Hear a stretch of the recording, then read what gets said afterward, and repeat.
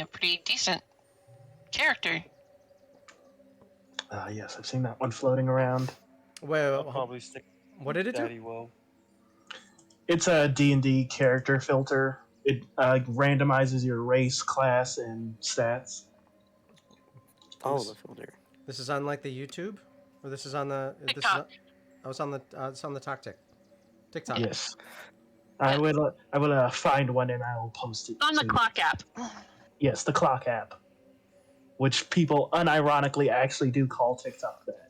Yes. So you're not going to be a boomer if you call it the clock app. I've literally messed up Snapchat. I said the chat snap so many times, just because I've never used it ever in my life. I've never used Snapchat, but like as we heard, I just started using it.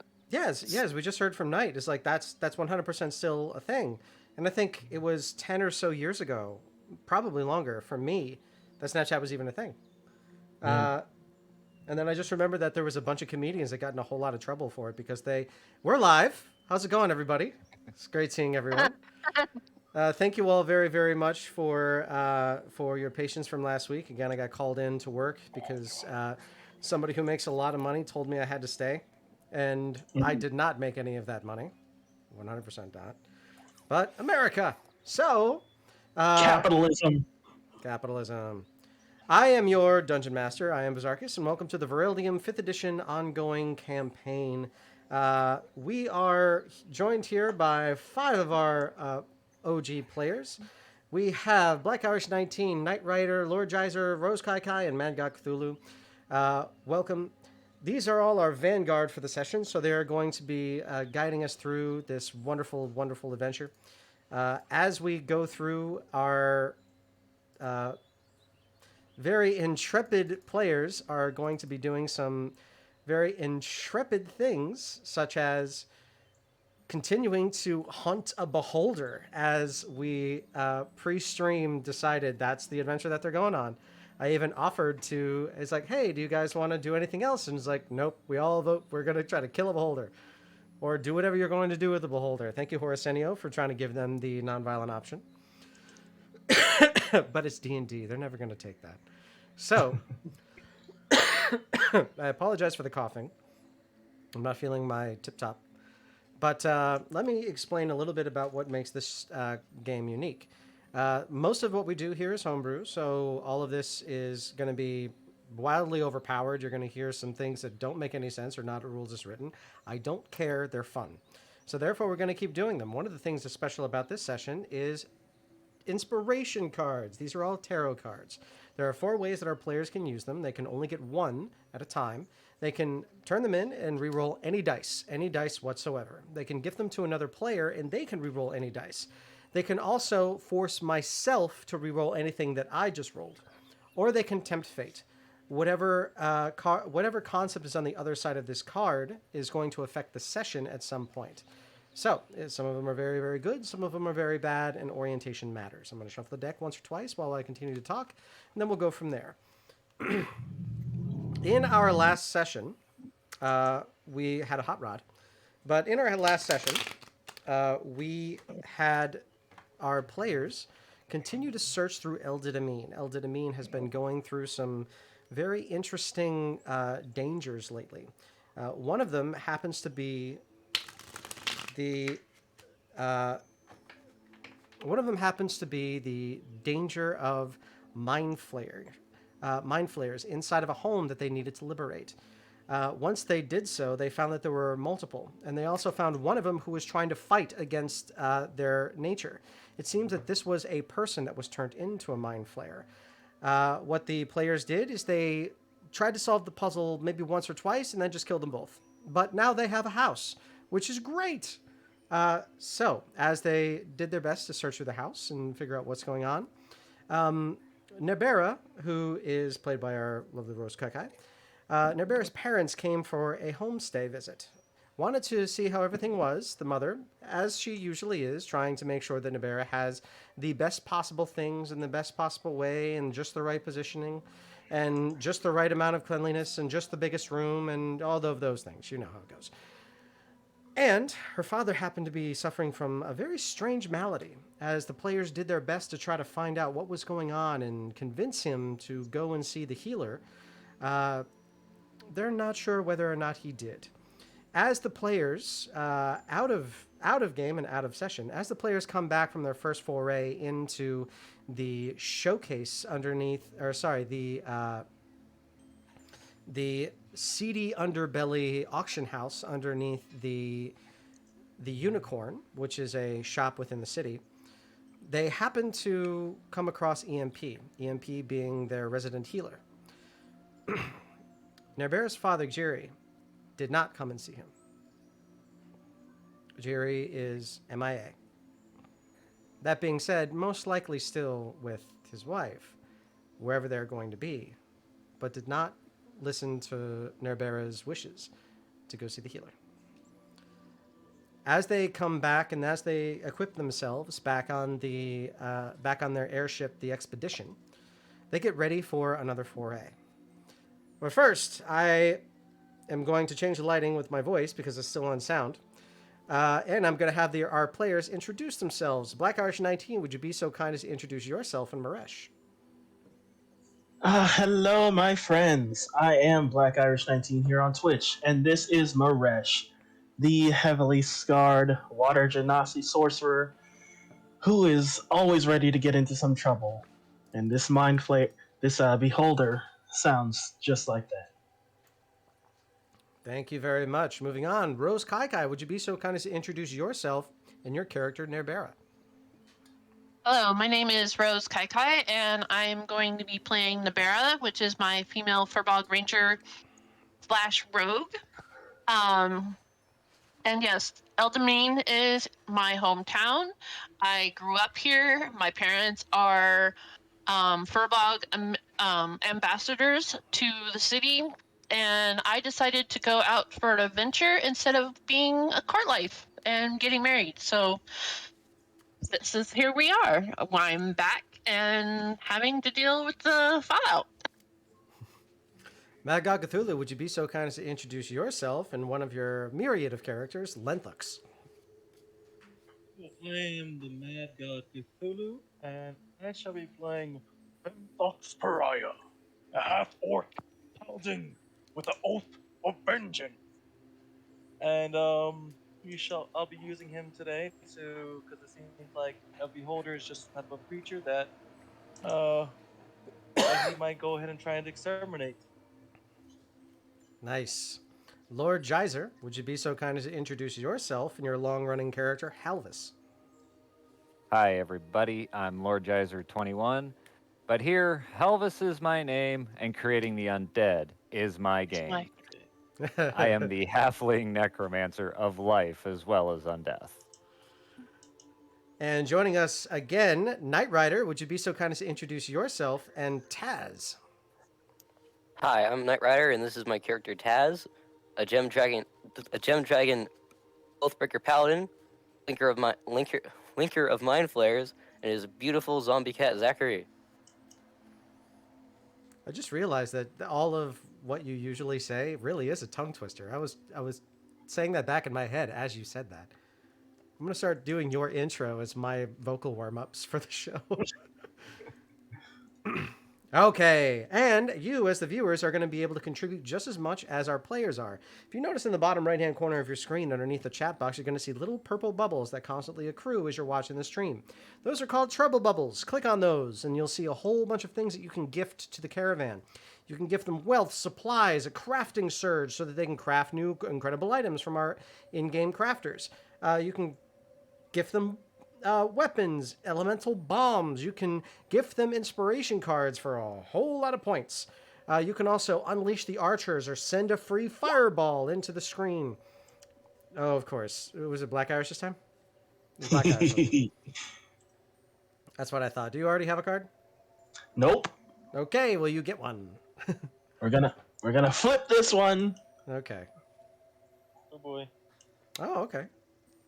What level are you? 16. 16. What level spells are you able to cast? Up to 8th. You may choose one spell up to level 8 from your spell list, and it permanently becomes a part of your spell list. You drew the Hermit. Sick. So that's just an idea of what the cards can do for you if you take the risk. And if you would like to join us in any of our future sessions, the link right up here, right above my head, is to our Discord. You can roll off your place in the Vanguard or the Ravenous and actually play the monsters that provide all the challenges for our players. There's no Ravenous this week because I wanted to get ourselves a full Vanguard, but next time. So, players, you find yourself on the I almost said the Eritrea, the totally different game. You find yourself on the expedition. As you get yourself all ready to go next to the Bulgine Globe, the magic orb and engine of your flying ship, you start to notice that the Bulgine Globe itself seems to be charging slowly. Every time that you've come in, and every time that you've been close to the globe, when it first came in, those who were around siphoned the magic power from it so that it would land inside of that rice paddy and would not be able to leave. Now you see that the Bulgine Globe is filling. Every day that you're here, it seems to fill more and more and more.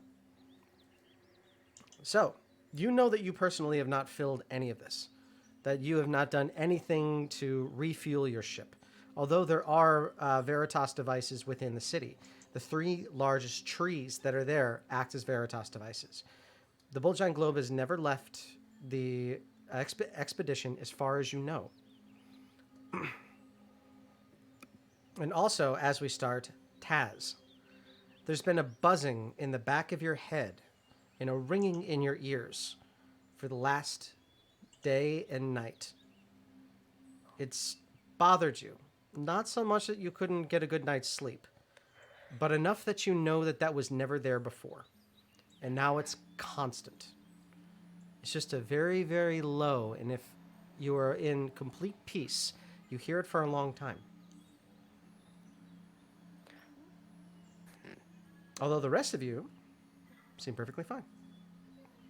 Can I roll to see if I know what it might be? Sure.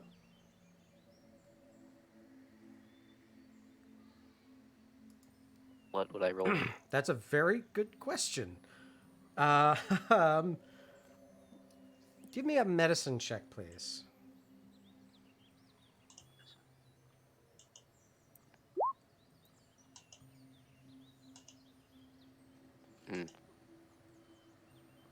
Okay, 10. You think you may know that your body is feeling rough, but you're not sick. Maybe you're coming down with something. Maybe somebody made a loud noise next to you recently that kind of messed with your head. But other than that, you don't feel too much different. Does my skin look different at all? Your skin doesn't look different. No. Okay. Okay. So the rest of you have the day. Since your plan is to go back into the underground area underneath the unicorn, is there anything that you wish to do? Do you wish to shop? Do you wish to take care of any loose ends on the surface? Oh. Do you wish? Yes. I still have the mirror armor on me or anything. So if you'd like to take it with you, yes. At this point, time doesn't really matter. So you can tell me whatever you want. That's not what I'm asking. I want to know if I would have learned or knew about who it belonged to. No, you did not. We do need to identify some things, don't we? Yes, indeed. We do have quite a few unidentified items. So, we should do that. Okay. I think I can call on our dear friend Erezever. Okay. Erezever does allow you to cast Identify, and Identify will identify up to as many items as his level. Eraziever is level 10, so he will be able to identify up to 10 items. Which items do you want him to identify? Would you guys like the list? Let's see. That we acquired last time was the head of a mace/maul. I'm assuming it was a maul. Uh-huh. The bow limb. Mm-hmm. The bracers. Okay. The mirror armor. Okay. The focus that Maresh got. My which was pretty purple orb. Right. And then the black and white focus that Taz took. Got it. Okay, so let's start at the top. Give me just a moment to break out my notes. Start at the top. What was the first one? The head of a maul, which we surmise was a Sunderous Maul head, but just because it looked like it, the Sunderous Maul. That is not. That is the top of a Mace of Destruction. Interesting.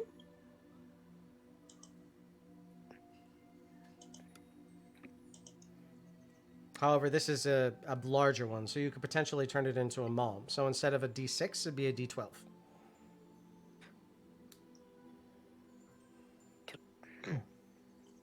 Just an upgraded mace, if that makes sense. Yes.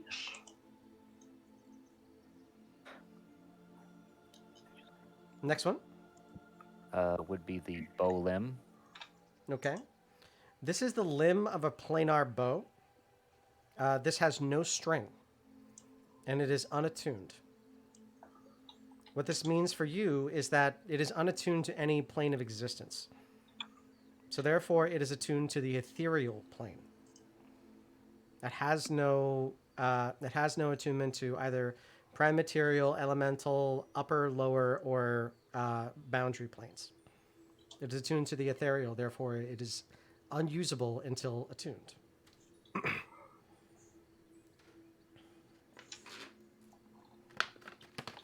Next was the bracers. These are the bracers of ogre strength. Oh, sorry. Bracers of ogre power.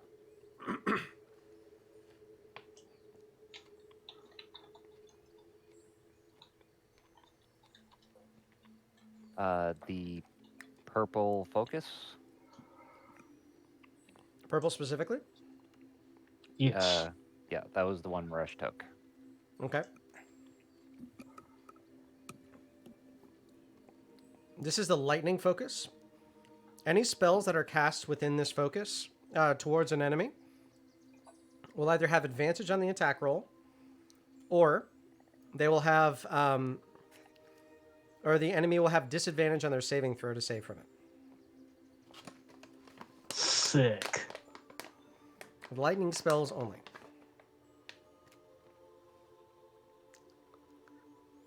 Okay, and then there was the black focus. Same thing, but necrotic. And the white. Same thing, but radiant. These are all attunement items.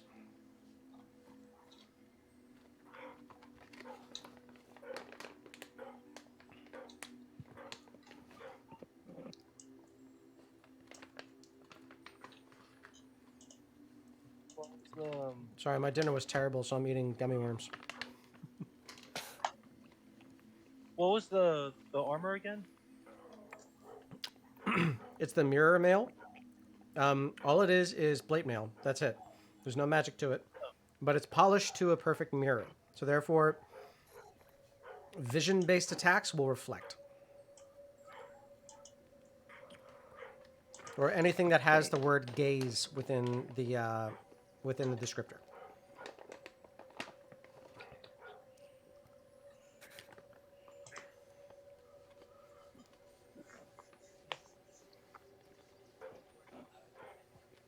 Yeah, my chicken.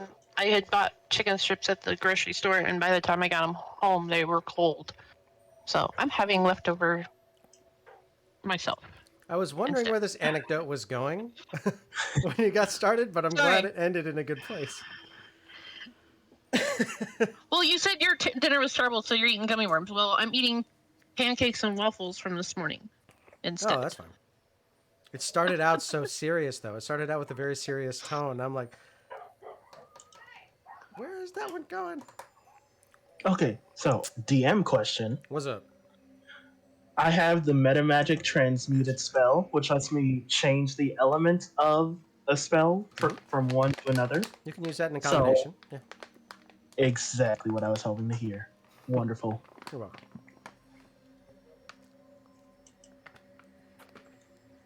Okay, we got some cool new items, guys. Yeah.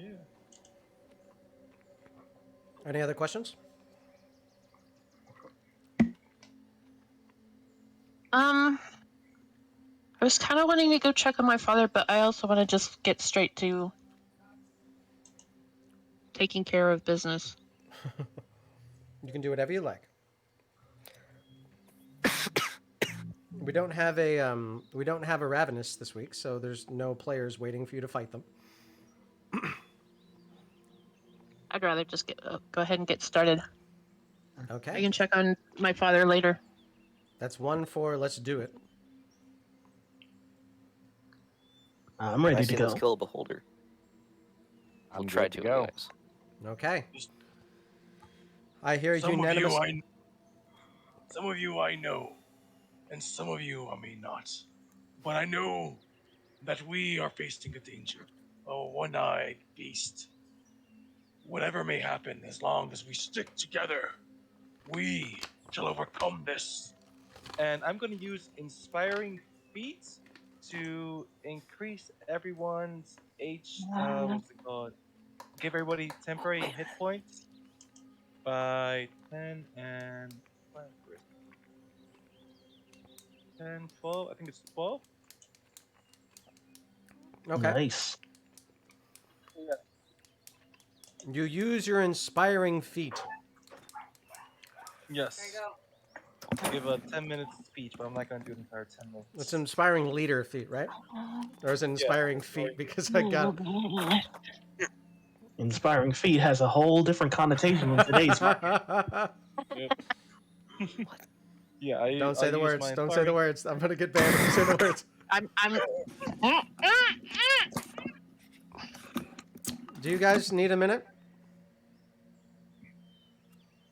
I'm No? set. Okay.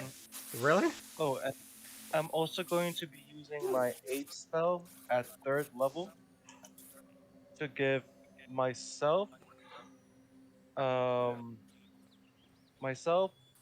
Taz, and Mende. What's Mende's health right now?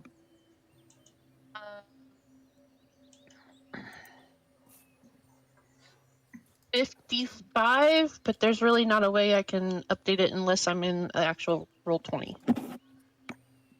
You have access to update it all you want. Right. But yeah. I can do it in roll 20, but I can't in D&D Beyond. What what I meant. Zachary can Zachary attack, or is he just a cast? He can attack, yeah. He can Like scratch he can. people. Okay, so he can actually be in combat then. If you want you to die, wanting- yeah, but Are you wanting hit points or are you wanting armor class? You know what? I'll give it to Mende, because it's only up to 6 creatures, so I'll give it to myself, Taz, Halvius, Maresh, Nabera, and Mende. That's 6 people. And then for the 8 spell, it's only 3 creatures. So I'm gonna give it to myself, Taz, since you'll most likely be in the front lines, and to Mende as well. And what's that? 8 spell, you're gonna get 10. You're gonna increase your max HP by 10.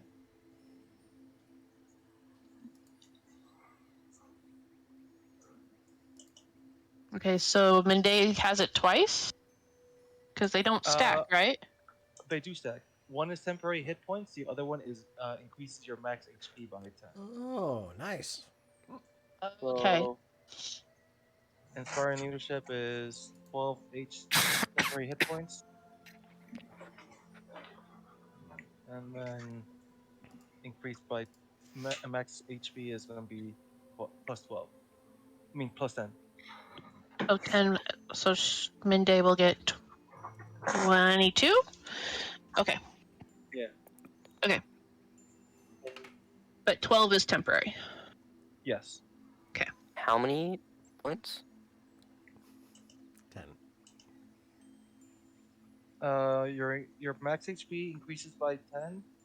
So when you do heal, you can heal up to that number, and then temporary hit points is going to be 12. Nice. So increase my HP by 10 and 10 temporary hit points. Mm-hmm. Yeah, increase HP by 10 and then 12 temporary hit points.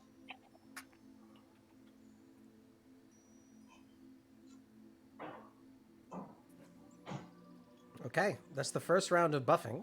Does anybody else want to do another round?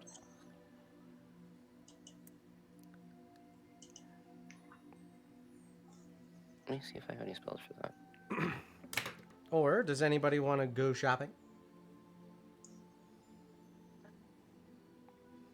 Do not. Wait.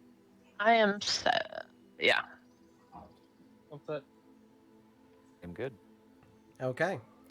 Does everybody know the items that they're bringing with them on this this combat encounter? Yes. Yes. Yes, indeed. Okay. For the sake of time and the sake of skipping through just a little bit, so we get a little bit more adventure, I'm going to skip the loadout section since you guys have been talking about this offline for as much as you do. We may do this again moving forward, just so that we get a little bit more adventure time. Since now I can't make the session happen before 6:30. Or sorry, before 7. So let's just see what this see how this goes.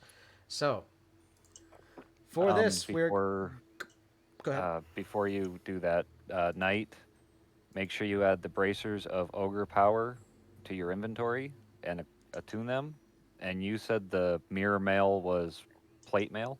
Mirror mail's just plate mail. That just has a story based buff to it. Inventory. And then add plate mail and make sure it's equipped. Oh. And did we have a diamond in our inventory?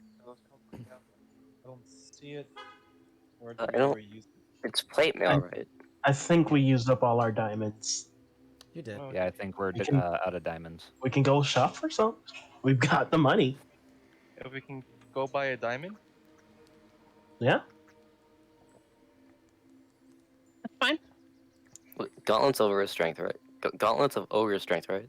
Yes. Ogre Regardless power. of ogre power. Yes. OGRE. wait. I got it. Equipment. And don't Ouch. forget to attune it, because it gives you a 19 to Yep. your strength score. So, as you all go into the city of Eldadamine in order to shop for a few of your necessary diamonds for when one of you inevitably dies, what kind of diamonds are you searching for, and for what spell components? Because it's specific. A diamond for Revivify. It's 300 gold worth.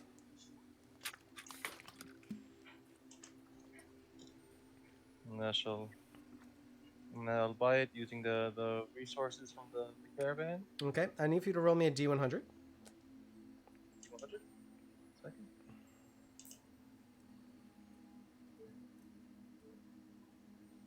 Okay. You are able to find 2. Biz. I I can't know. find the. You can't find the gauntlets. I found the gauntlets. I can't find the armor. It's Like just, the, it's plate just mail. plate mail. Yeah, it's not gonna have the name. Just look up plate. Is it just plate? Just Is look that at what it is? just or- as look at plate. Yeah, but mail just Oh, means it okay. covers the entire body. Is that then?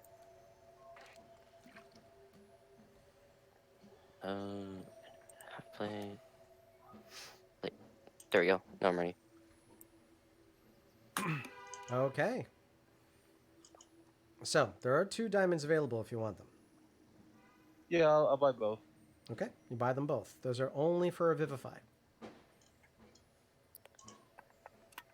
Okay. Does everybody else feel like they're ready to go? Is there a way where I can get some yew leaves? Yew leaves. Yes, you're in a massive forest. Those are very easy for you to get. Do they have a gold cost next to them? No, it just says a yew leaf. Nope. Then that's very, very easy for you to get. As long as it has a gold cost, that's all I care about. If it's specific to that, then I will make you roll for it. But otherwise, you just have it. Okay.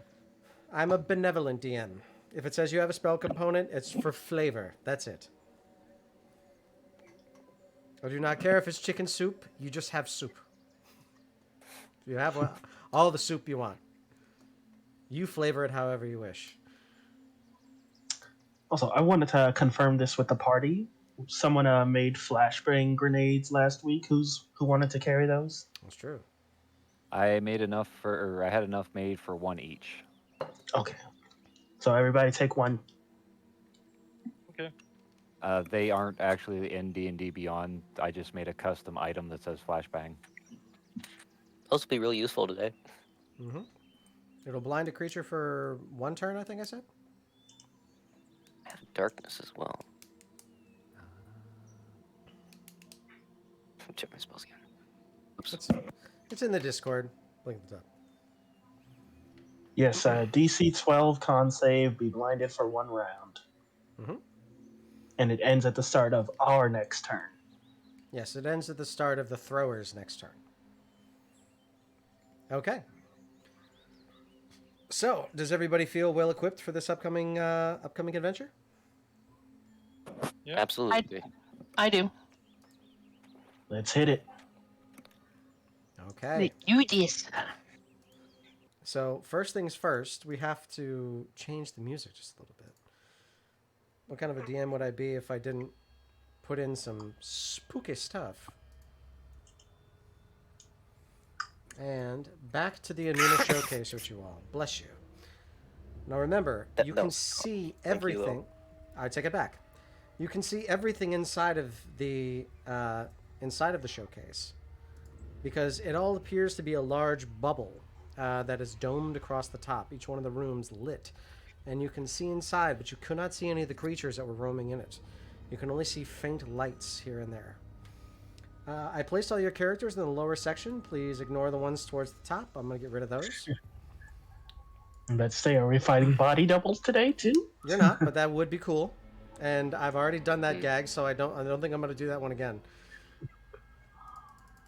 And also, that's when we nearly wiped out an entire player base. Remember, I'm not sicking nub muffins and caroton on you guys again, unless I really think you deserve to die. Such a shame they couldn't make it this week. True. But remember, family, love, health, and work always come first. This is just a game. Yes. So, as you all are down here in this area, and you walk inside, you do still see the corpse of the Mind Witness that you had passed earlier. Is there anything that you wish to do and search around while you're still in this area? Because remember, the last place that you were was inside of this large room with the 5 tables, the red and green buttons on each table, and the beholder that seemed to want to get your attention.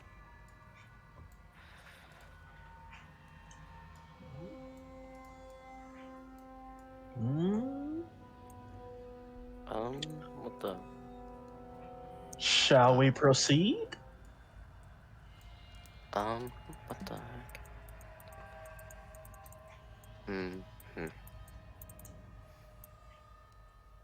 Lenthos, That's weird. You're the only one that's having a problem. Taz, give me just 1 second. I want to check your character. Are you able to click and drag your token? No.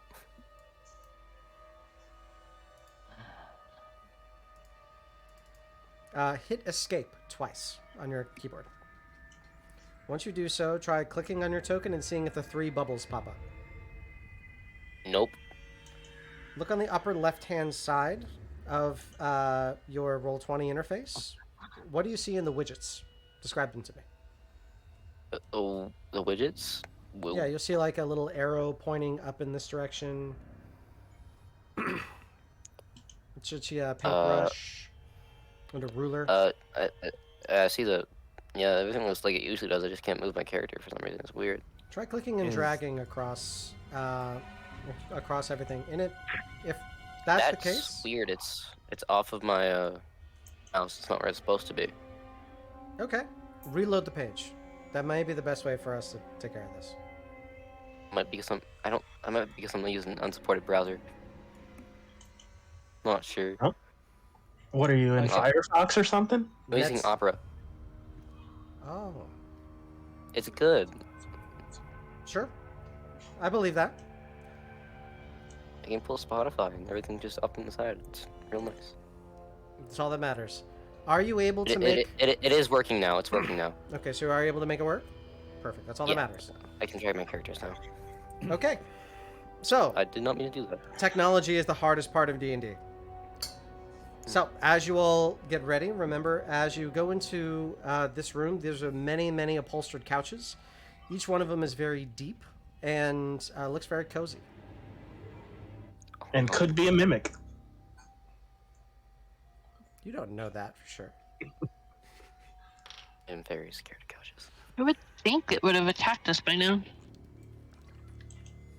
Nah, mimics like playing the waiting game. It's all about the waiting.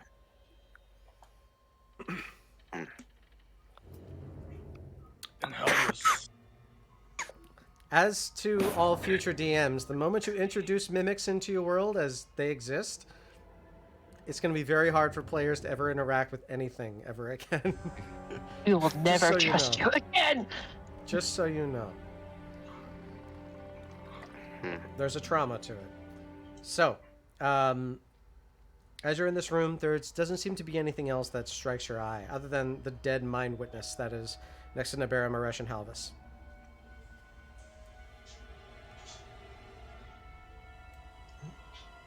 By the way, Halvius, I know I've been quiet since you returned, but I just want to say that I might have been harsh before, and well, I'm not really that great with words. It's good to have you back, my friend. I pat Lentox on the arm. It's good to be back, my friend. And you don't have to say a word. I understand. Lentox is going to put out his hand to try and just to shake his hand. Thinks about it and instead goes down on his knees and gives him a hug. This is the first time he's actually interacting since he's come back. I'm sorry. It's good to see Ollie be here again with you.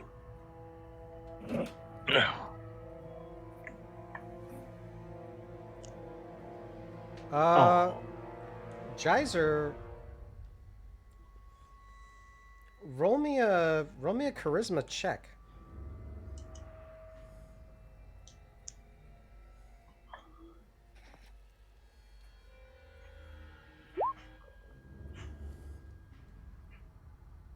One moment. Roll to see if you start bursting into tears at his heartfelt speech. Okay, never mind.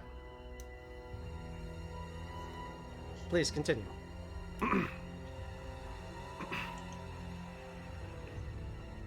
Lentox just kind of nods after he lets him go and just starts going around the room.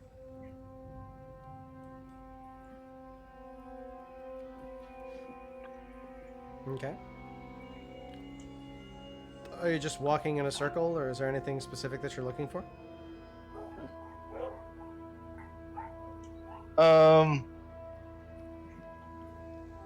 Lenthok's not. He's just gonna check the body. Okay. I'm looking at it. It was killed in combat. Many different strikes against it. It died very fast.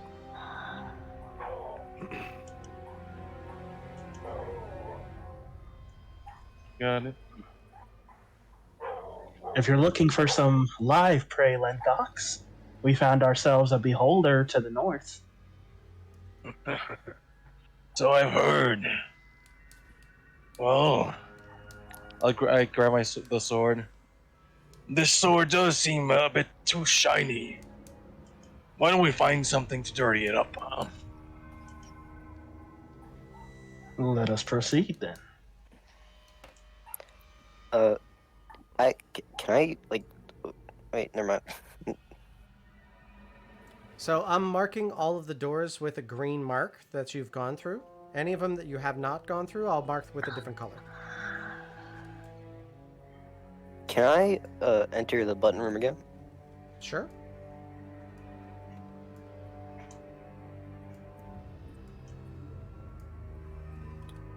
I like to. So Lenthux, Halvis, and Rainbow, Maresh, Taz, as you enter into the next room, you notice that all of the dishes, all of the plates, all of the drinking horns are full to the top. You also see that a couple of the carafes and pitchers are also steaming. It looks like whatever's in them has been topped off recently with some kind of hot beverage. I'll have Rainbow just nibble on food. What I'm gonna do is I want to go back over here to this room, and I do have a bag of holding, so I just want to try to put as much stuff that was left over into that bag of holding. You're just gonna try to fill it up. Yeah, with all the whatever. I guess we took all the gold, but I don't know any of the other focuses and weapons that might be here. Roll me a perception check. Yeah, roll me a perception check. Oh, come on. Ooh.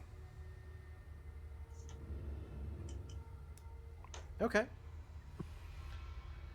Yeah, you're absolutely able to stuff this all into the pack as much as you can. Once you get to the other suit of armor, you start realizing that this suit of armor has not been taken off of its former owner yet. And as you start pulling apart, you're starting to see like bits and pieces of the remains coming out. But the armor's still good. It's just all the gross stuff on the inside. That's kind of gross. So you stuff this all in, and you have a completely full bag of holding.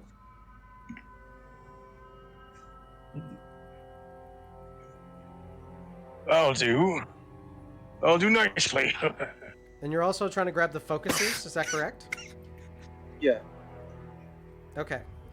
As you grab and you pop in all the focuses, you're noticing that your bag glows slightly from where it appears that they lay within the extra dimensional space. So from the outside, it looks like you just have like a flashlight on inside your backpack. Does that make sense? Yeah. Yeah. So it looks Yeah. a lot like that. Interesting. Interesting reaction. But what does it mean? It means you stuffed a bunch of magic stuff into that magic bag. What's the worst that can happen? No. Well, as off. my previous Back. GM will tell you, Okay. you can really send your entire party into a death hole. Can somebody please clip that what Lenthux just said? Because I just want to make sure that that is very clear at this point in the session. Oh, Horace Senyo! if Horace was watching. Biz, Yes. I would like to scream. Wait, no. I would like to put both of my hands on the buttons and scream. Beholder, I wait, no. I just want to put my hand on the buttons. Got it. Okay, so you put both of your hands on both buttons? Yeah. Okay. You notice that as you do so, if you've ever tried to put like a North and a South Pole magnet together, or sorry, a North and a North Pole magnet together, and they're kind of pushing you away, that's what happens. But you find that if you push one hand down, but not the other, it does attract very easily. Huh.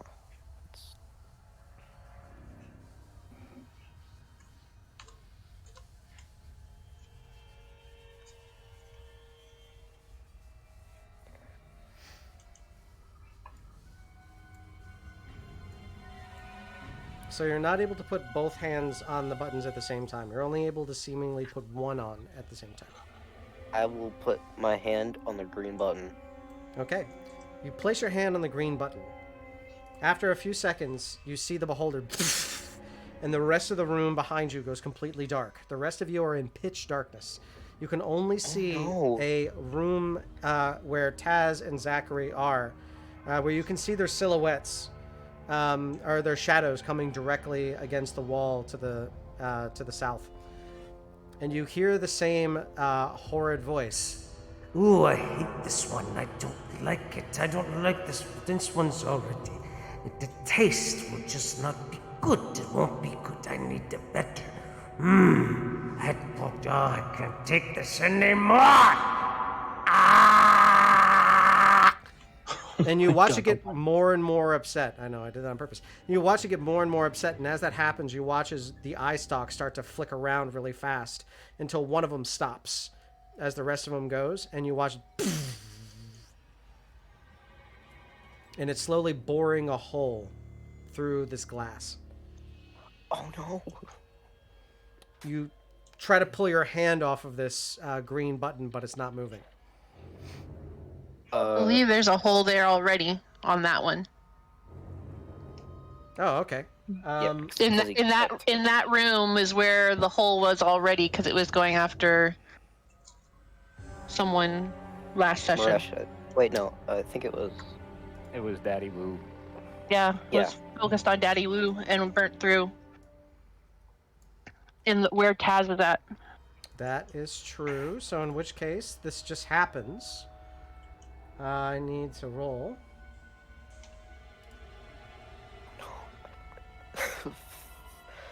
Determine the effect. I need a Constitution saving throw, please, from Taz. Constitution. Oh no. Let's go. Dirty 20. You love to see it. And you have the mirror mail on you, right? Yes.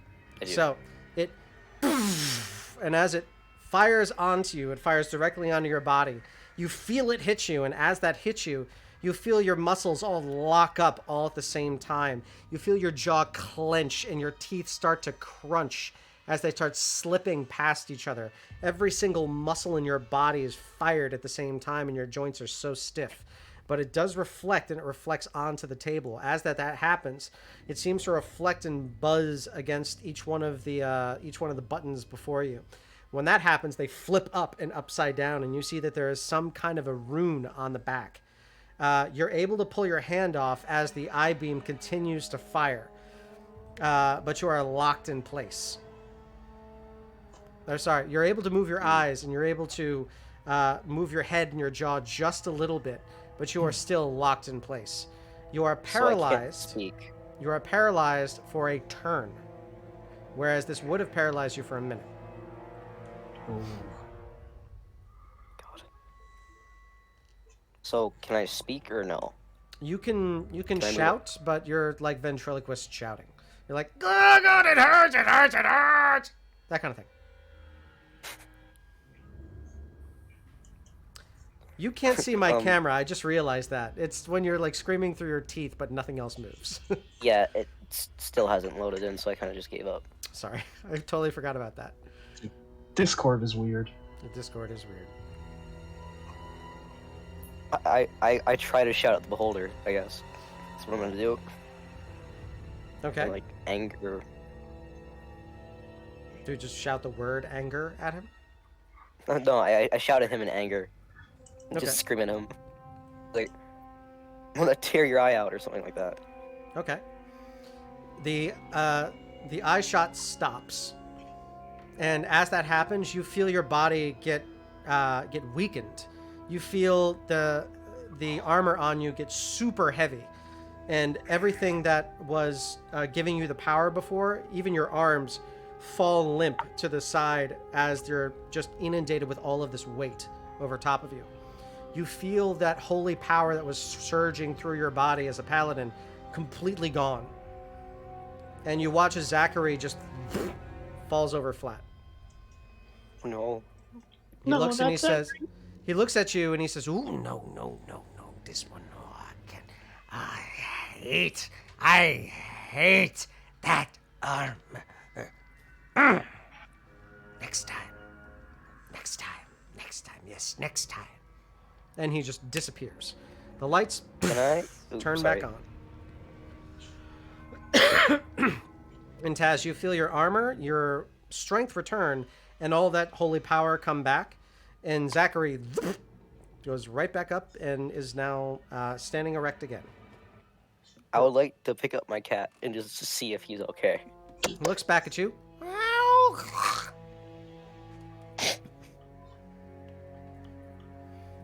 He's fine. It's- All right, I would- let's I- not press the buttons again. I would just like to scream out, like at the beholder, just scream. Okay. Just You Just an Zachary screams too. You emote loudly towards the hole in the wall. No response. The beholder does not come back. I look over to the group and I say, I think we should go get this beholder, like right now. agreed.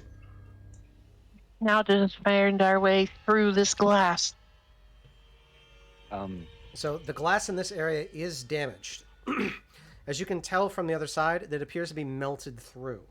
As you look at it, this appears to be more of a polymer than it is actual glass.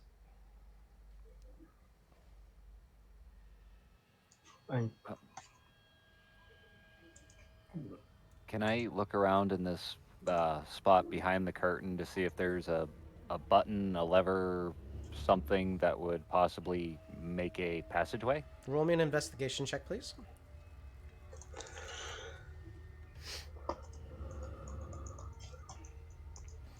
Okay. Because you rolled so high, I can tell you as much of this as I can, but you're going to have to figure out the rest. You notice that there appears to be a latch at the very, very top where you shut the curtain. You notice that there appears to be also two latches on either side of the wall closest to the glass. It appears to be two small levers that are inset into the wall. You notice that they are at the exact same height and the exact same distance from the glass. You also notice that there appears to be two small plates on the floor that appear to be raised. And they're directly underneath of each one of the latches. I'm gonna step in behind Halvis and detect traps Okay. to see if those are trapped. Are you using the spell Detect Traps? Yes. Okay. What is the... There's a radius on that, right? 120 feet. Okay. You detect that there are probably about a dozen traps within 120 feet of you. However, the ones that are here, you can detect that there is a trap directly in the next room. Lenthux is gonna go where the hole is. He's gonna, as he's passing by, he's gonna say, Step aside, Oathbreaker. while he goes to where the hole is that the beholder made, he's gonna get his warhammer and hand axe, and he's just gonna start going and attacking where the hole is. Okay, roll me an attack for either bludgeoning or slashing damage. Because you'll do two different things, and I need to figure out what they do. What you're trying to do is you're trying to hit their AC in order to do visible damage. So roll two attacks. One with your bludgeoning weapon and one with your slashing weapon. And then for the 11 for slashing. bludgeoning,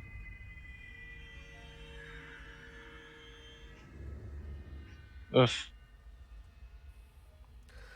Okay, so you're slamming on this, and every time that you're hitting each one, you actually watch as the glass seems to and seems to absorb a lot of the impact. Seems what you're doing mostly is giving it a strong push instead of a real strike. You seem to be denting it more than you are actually doing any real damage to it. Anybody else? Biz, how big is the hole? The hole itself is probably maybe about 8 or 10 inches in diameter. How? So Really good. I have a very large head. Just imagine like a little bit bigger than the inside of a baseball cap.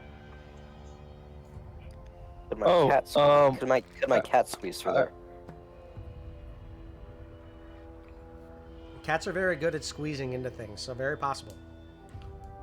I would like. And sorry, just to make sure, because for the aid spell, for the inspiring leadership, only Zachary and Rainbow didn't get the benefit, and only myself, Taz, and Minday got the aid spell. Okay, no problem. HP. Let's let Taz finish up his thing. Taz, go ahead. I would like to Zachary to try to squeeze through the hole in the glass. Okay, so you bring Zachary up to the hole, and because he's your pet, you're able to pretty easily command him. So I'm not going to make it one of those like cats never listen kind of scenarios, because we'll never finish the session in that way. So Zachary goes on the other side. He drops down as he gets there, and as he does, you notice that he floats just slightly above the floor, and he's like, you see him flail a little bit. Music cue is really weird right there, but you see him like flailing and his legs spread out. He's not actually touching the floor at all. Huh. So I guess cats don't always land on their feet, huh? Okay, guys, I've got a plan. Forget figuring out this puzzle. I could just teleport us to the other side of the wall, since I can clearly see it. You gonna cast teleportation? Yes. Okay. It's myself and up to 8 willing creatures. 2, 3, 4, 5, 6, 7. Yeah, you could totally do that. Okay, so Maresh says, gather around, everybody, and as you get yourself all around, Oh my god, the stat block is huge. it's pretty big. I need a D100, please.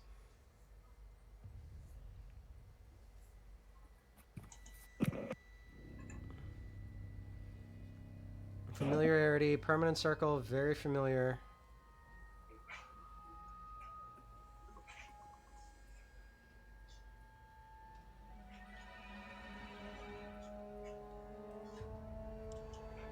You're the first person I've ever had in any of my campaigns that tried to use teleportation. So this is the first time I'm actually ever reading this. Oh. Okay, you're fine. You teleport. Cool. You teleport the, like 30 feet it takes you to get into the next room.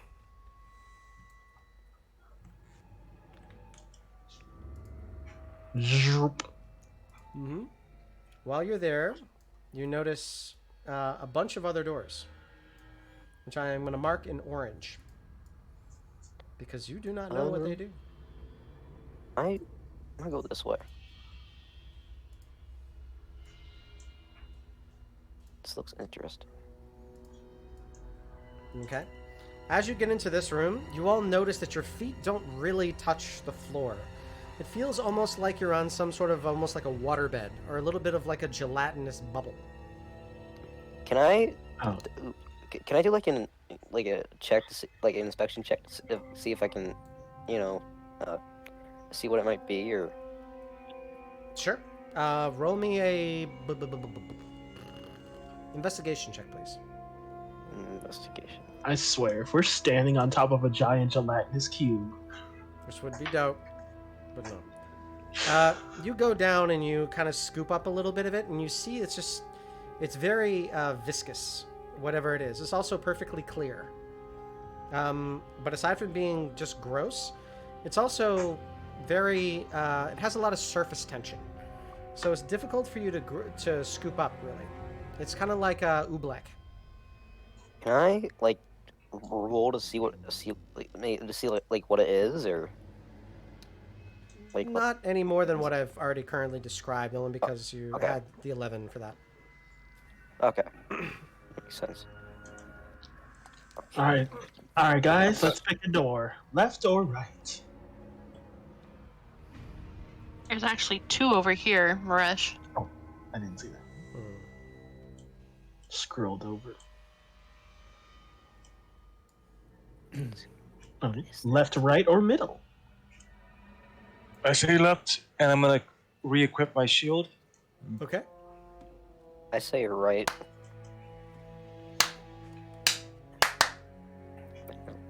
I want to go left. I will go with Lenthox. For Lenthox will always be by my side. Cool. The lefts have it then. Let us proceed. Rainbow. After you. I'm gonna send Rainbow into it. Okay. Rainbow puts their hooves against the door, but the door does not open. Let me do it. And now I'm gonna go ahead and open the door Okay. myself. You place your hands against the door, and you feel the door extremely difficult to push, but it is giving way just a little bit. Alright. I'm gonna go ahead and grab my my crowbar off of my bag, and I'm gonna try and like force it open. Okay, gotcha. Give me a strength check at advantage to be able to open this door, because you're using a crowbar. While he's doing that, Biz, I wanted to say the teleport was the spell I decided to learn with the Hermit card. Oh, did that not roll? I kind of had a feeling that was the case, so that's why I didn't give you another card of inspiration. I figured it was something like... Oh, thank you. There we go. Back to the magenta lighting. Okay, so your strength check was 18. Is that right? Yeah. Okay, so you... And as you pry apart that door, you're able to get most of it there. One of you could squeeze through fairly easily, but Rainbow doesn't have a chance.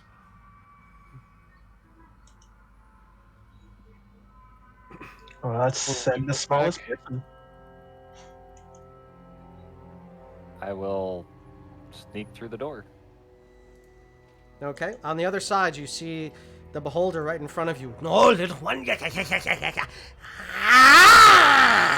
And you watch as all of the eye stalks fire. I need to roll 3d10. Oh, no.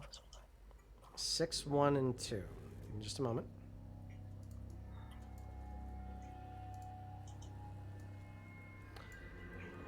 I need a wisdom save, a con save, and a strength save.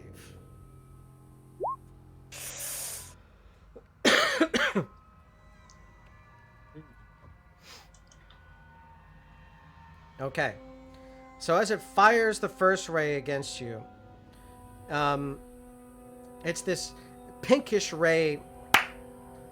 It's this pinkish ray that fires in your same direction. You are able to go through it, and it just seems to be like this wildness of color. The next one is the same sort of yellow ray that hit Taz just recently, and this one does land upon you. As that happens, you feel all of your muscles and bones lock into place.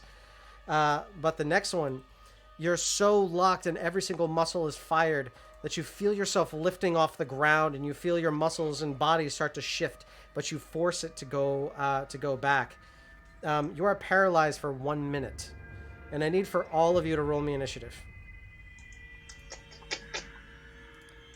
Well, here we go. Ah.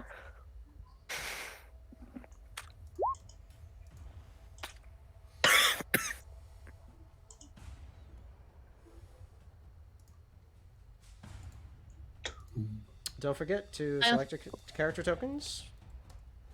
Oh yeah, and then Rainbow does one too. Fox, do you want to go first? Sure. Okay. I'll have you and Rainbow go before me. 12 for Rainbow. The fact that all three of you rolled 12. Yeah. Okay, so I have Maresh, Halvis, Nabera, the creature, and Lenthux. I think I'm missing Taz. Taz, did you roll initiative? Yeah. What was yours? Yeah, I got a 3. 3, got it. And Rainbow's a 12. Rainbow is also a 12? Mm-hmm. And I said Lanthox and Rainbow can go before me. Does Rainbow roll their own initiative? Yeah. The Warhorse steeds.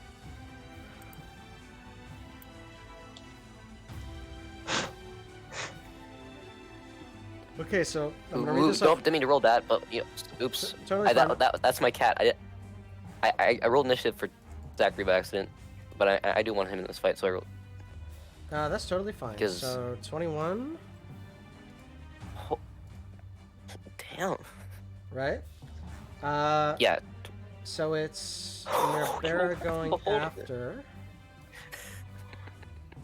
So I'm going to read this off so I have this correct. Zachary the cat is going to go first, then the Beholder, then Halvis, then Rainbow, then Lenthix, then Nabera, then Taz, then Maresh. Is this all correct? Yes. Yes, indeedy. Yes. Okay, good. Zachary the cat, what are you going to do first? It's gonna. Angrily hissed at the beholder. I'll have him angrily scratch the beholder. What's the speed on your cat? Let me see. 40 feet. Yeah, I can get there. Zachary the warrior cat. Okay, the cat gets right up against the Beholder. Roll an attack for Zachary. Let me pull him up. I'm gonna be so wilded out if the first blood against the Beholder is from a zombie cat. That would be hilarious. It isn't, but it was very close. So Zachary does leap up, but the claws are not deep enough to scratch into the Beholder. So funny how high he rolled. Okay, it's now the Beholder's turn. Oh no. The Beholder is going to float himself up. He's going to float himself up 20 feet. Thanks. So I'm going to put the nameplate and then 20 feet so that you all can see it. Before he goes up, he is going to try to eat your cat. No. Oh no! Zachary, no. A 7 to hit. No. Let me see it. His armor class is a 12. He misses.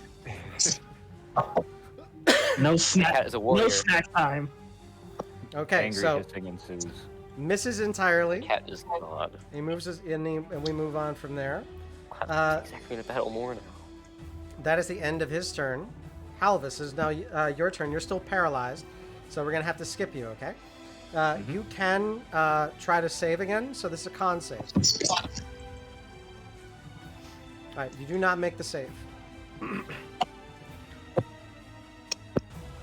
The Beholder is going to use a legendary action to try and zap Halvis. I forgot this existed. And that's an D10. A 6. I need another strength saving throw. That's a disadvantage, correct? Bless you. I don't know if it's paralyzed or not.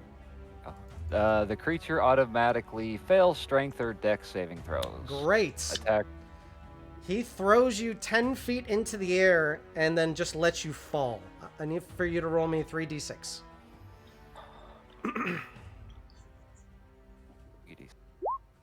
You take 10 points of falling damage and you are prone. And still paralyzed. You just got ragdolled. You just hear him with this massive mouth staring up at you. Lenthux, it is now your turn. Halvis is on the other side of this door, prone and paralyzed. Am I still holding the door to force it open, or The door is not Is it trying to. just- The door is not trying to shut. It's just simply extremely hard to open. okay? In that case, I'm going to go ahead and. Oh, this is good. Lenthix is gonna grab Halvius and drag him around to around the corner. Okay. You easily do so. And put him. Can't put him right in front of where I'm at right now. Yes, you can. Directly south. So because you're dragging another creature, that is half of your movement. So 1, 2, 3 squares of movement. So that'll be 30. It'll be 30, yeah. That's it. Are you okay with that? That's my fault. Yeah. Yeah. All right, action. Going to go ahead and just grab my longsword and just ready myself. If he comes in toward me within range, I'll attack him with my longsword. Okay, gotcha. All right, Nerbera, it's your turn. Yours at midday. Okay, can I see past the door? You cannot. The door is slightly ajar. You'd be able to squeeze through, but it's not a clear shot.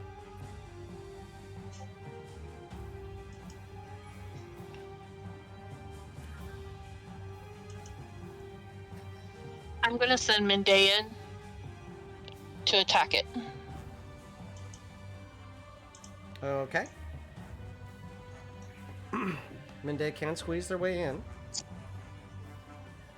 If Minday is next to Zachary, Minday is still 20 feet below the creature. I'm gonna have her go like directly up to the creature, Okay. so what she'll is, be. What is Minday's speed? Minday's speed is 40 feet. Okay. Go ahead and make your attacks with Minday. Okay.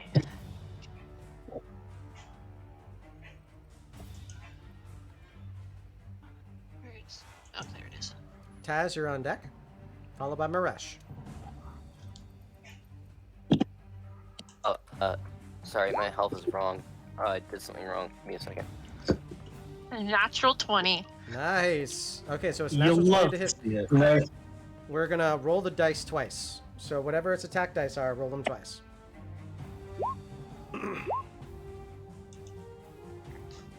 It's 10 plus what?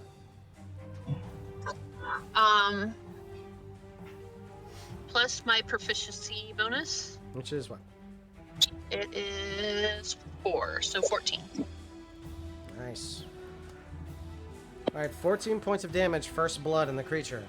As Minday jumps up and slashes onto this creature. And it starts to bleed.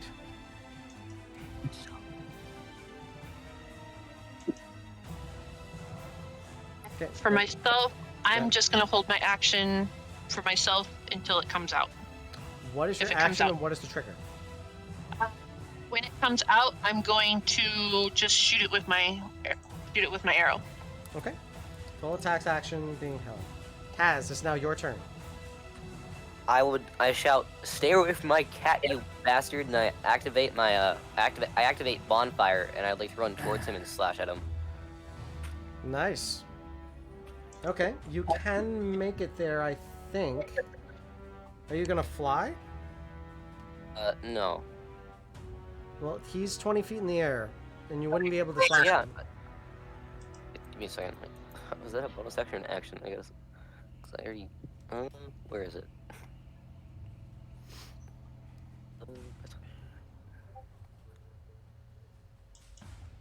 I only have one bonus action, right? Correct.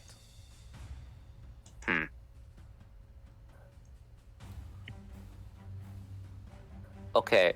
I don't activate bonfire, and I activate my wings instead, and I just slash at him normally. Okay, it's activating your wings in action or a bonus action? Bonus action, so I said I didn't activate fire. Okay, so you fly yourself in through between the doors. Are you gonna go? Actually, it doesn't really matter where you go. You can place yourself wherever you wish. I will send Zachary to the back. And go ahead and roll me 2 attacks, please. With Two attacks, whatever nice. weapons you wish. Inventory. It needs to be Wait, the no, same weapon, actually, though. hold on. Just to be clear. Oh, there we are. Okay, a 13 and an 11. Unfortunately, neither one of those is going to hit. But they still slash strong. DM, I have a clarifying question. What's up? Now that Minde is again near there, I have reactions, infused strikes. When another creature within 30 feet of the Drake that it can see hits a target with a weapon attack, the Drake infuses the strike with its essence. So, just to clarify, if Taz had hit both those would be. An extra Is it D6. every time? The way that you read it to me, yes, it is. Okay. Okay, so Taz, unfortunately, neither one of those are going to hit. That was your action, movement, and bonus action. So that is your full turn, and you're 20 feet in the air. It is going to use a legendary action to fire an I-beam at you. 9.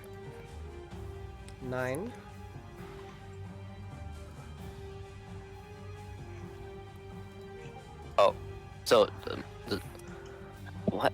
Armor class is 20. Yeah, I just need He's to... picking what I beam. So I don't pick it, the dice do.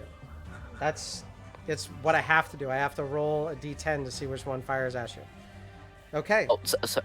I didn't mean to say that out loud. I was looking. No, Sorry. It's totally fine. I need for you to roll me a dexterity saving throw. Okay, Dex. Ooh, wrong thing. No, that is correct. Do you have a card of inspiration? This may be a time to use it. No, I use one. Okay. So, as you stand there, and as this one eye, you see this green eye facing towards you. And this one looks directly in the center of your chest. And as that happens, you watch as your armor completely disintegrates from your body. You are no longer affected by the plate mail, so please remove the plate mail entirely from your inventory. But you are not affected at all by its disintegration ray. Oh, That's bad. Disintegration is something else. I also want to kill this thing even more now, so that's nice.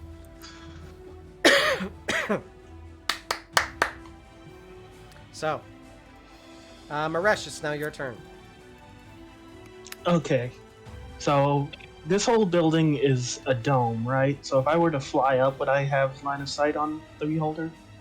If you were to fly up, you can get to about 30 feet before your dome comes to a head. Would I get line of sight on it? You would not. The walls are still walls. Oh. Think of it more like a greenhouse and not like a superdome. If that makes sense. In that case, I will just hold my action. If he comes out, I'll fire some Eldritch Blasts. Okay.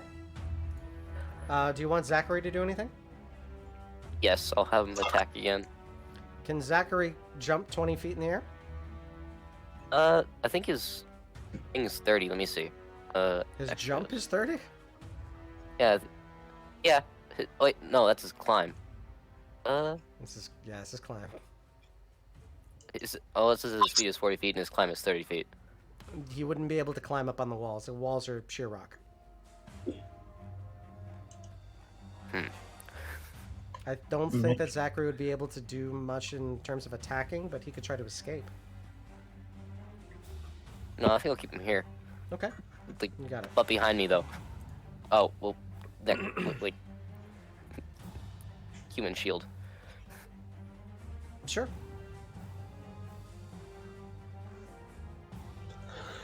Okay. Let me see.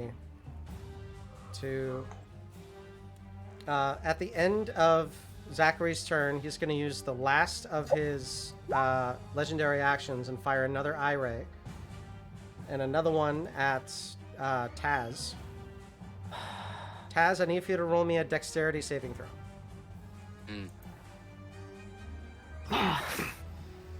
This one, you just feel a boom, boom, boom, boom, boom, boom, boom, boom.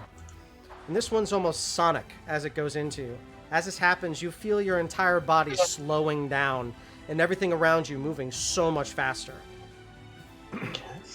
You are slowed. Your speed is halved for 1 minute. You cannot take reactions, and you can either do an action or a bonus action on your turn, but not both. But you can repeat the saving throw on the end of each of your turns. At the start of this creature's turn, you watch it. No. Ah! And it disappears. Oof. You are now seemingly out of initiative. Did I almost die? Just happened? You would have taken a lot of damage. You wouldn't have died, but it would have hurt. Like, Linthox, you might want to take that armor out. Taz is looking a little bare bones. I look over to see if my cat's okay. That's all that matters. the cat's fine. Lenthox comes in through the doors, sees what's going on, says, Taz, Oathbreaker, what did you think you were doing? I'll be right back. But Killing by a all means, beholder. keep doing what you're doing. Trying to kill a beholder. By yourself when we have doors that can't even open and can't see a line of sight? Yes. When you need next time, pull them back with the rest of us.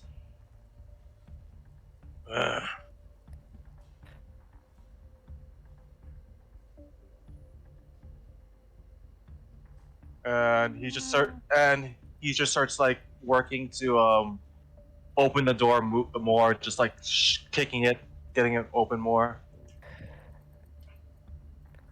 Oh, I didn't even. Oh my god. Forgot I had spells. It happens. I planned and I just completely forgot it.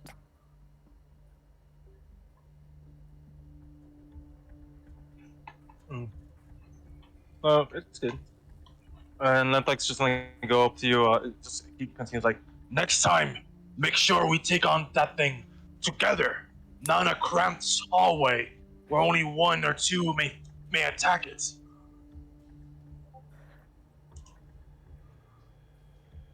Fine, but leave the body for me.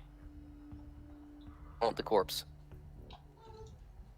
as he says it, I start taking out the armor. And it's like, Sure. You can have the corpse if you manage to do better than your armor. Try not to lose this one. How about that? You got a deal. he doesn't even hand it to Taz. He just like drops it on the floor. Okay. Taz, this is going to take you a while to get put on.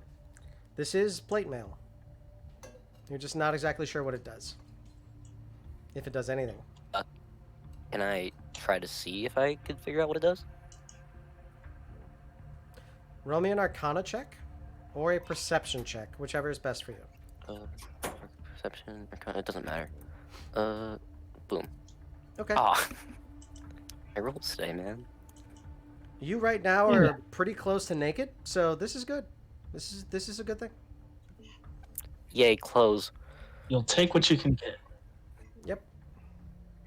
You just had on the padding and the pantaloons underneath, so you were just chilling in pretty much a bunch of Under Armour.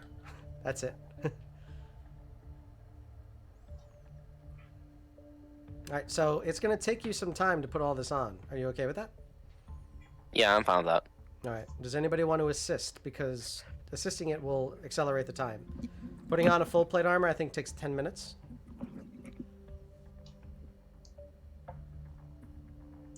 Well, Lenthox is going to begrudgingly help him out with the armor when he sees him struggling. Okay. But the entire time, he's like muttering to himself. Like, Did you open the door wide enough for everybody to pass through? yeah, that's what I was doing when everyone else is gone. He was just like, after talking to Taz, he was just like kicking the door, opening it inch by inch until it was fully open. Okay, no worries. So as you guys are doing that, it's going to be 10 minutes. Does anybody want to do anything else in the meantime? I will keep a vigilant watch behind us, make sure the beholder doesn't pop up again. Okay. Are you holding any cantrip or anything like that, or are you just trying to keep watch? Keep watch. Okay, got it. Roll me a perception check, please. Nabera, anything for you?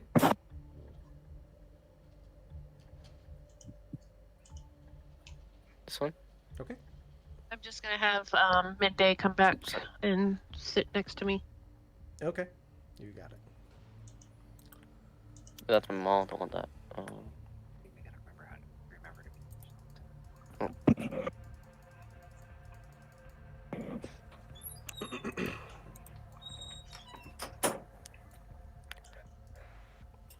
Okay. So, after 10 minutes goes by, the armor is replenished. You do have plate mail on, so you may add plate mail to your inventory. And then you may equip it. It's just plate. Already done. Okay, cool. Now I need for you to roll me a wisdom saving throw. Oh no. Oh, wisdom. Okay. As you put on this armor and as you feel it on you, you notice that you start clenching your jaw and your neck muscles are super tight for some reason. And you start to lean forward and your neck is pushed even farther. And as this is happening, there's like a variable amount of just anger and stress on you for some reason. You're not sure why. You didn't feel that way before. Like, do I physically feel angry or like? Oh, he also has a +2 to his saving throws because of my aura protection. Oh, nice. Yeah, so that still happens. He succeeded. Oh, okay. You just happen to experience that specifically. Okay. You all may continue exploring if you wish. You're inside of a long, what appears to be a back hallway. All the walls and the floors are nondescript other than the blood that you've spilled back here. And the dust of the armor which you once had. Can I check out this door over here? Yes, you may. The one to the north? Sorry. The one to the north or the one to the south? The one that I'm at right now. You're in There's between two the doors doors. to the north or the Sorry, south. Well, no, we haven't. They're in the hallway. Got it. So the Like one's on the north. that one that leads to a North hallway one. thing. The north one, just say north. Gotcha. Hey Biz, does aura protection stack with other aura protections? Yes, it does. Ooh, okay, awesome.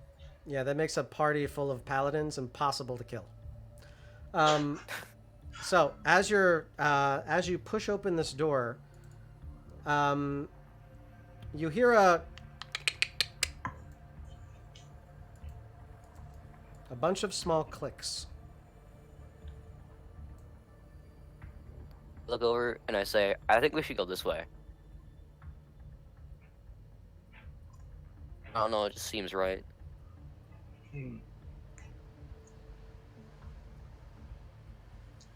Let me send in Rainbow first, see if she can find anything new. So I'm gonna put Rainbow over here. I don't know if I can flip this.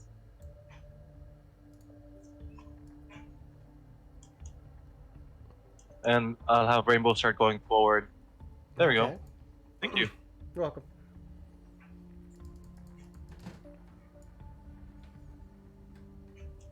It's okay, Rainbow. You got this. Okay. Rainbow gets to about right there, and then you see something. And as that happens, it goes.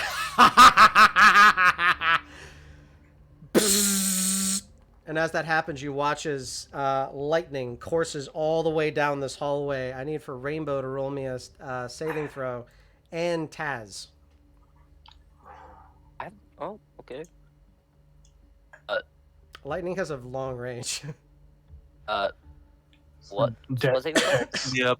I'm not gonna. Dexterity saving throw, please.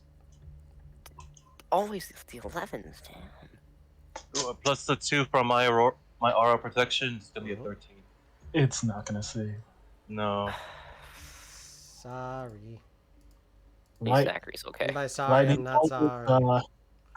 Lightning bolt is a douche of a spell. It is. Oh my god. It's a doozy. 31 points of lightning damage to both of you. Rainbow is gone and dissipate. Nay! Oh, 31, not 13. Damage. And don't forget about the temporary hit points you have. And the max health as well.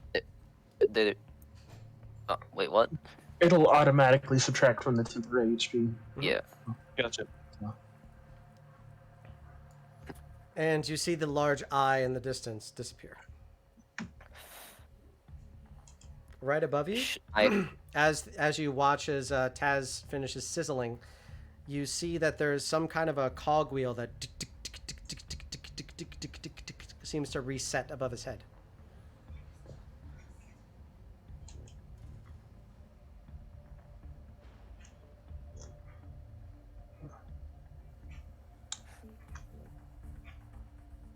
This beholder is playing hide and seek with us, and we are quite on the losing end. Yes, we are. Do you think we should still go after it? Or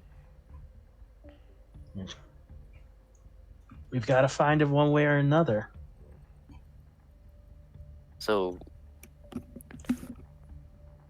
It's head to the last place it was, the hallway, I guess.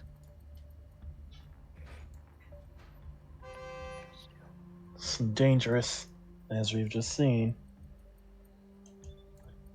We could try the other doors. Yeah, I want to try to get him more out in the open. A fight in this hallway would be a death for us all. I agree. What if, here's an idea, these passages seem to connect. So what if we went back around, had someone press the button to summon the beholder, while the rest of us got into position around where it usually spawns? We need to fight him in an open area. Why go to him when we could bring him to us? Who could go back out into where the tables are?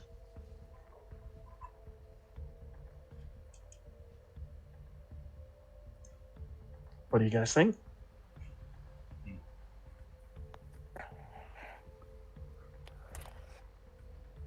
I like the plan. I think it's a great plan. The thing is, the beholder will know that we're already past the door, so might be expecting us either way.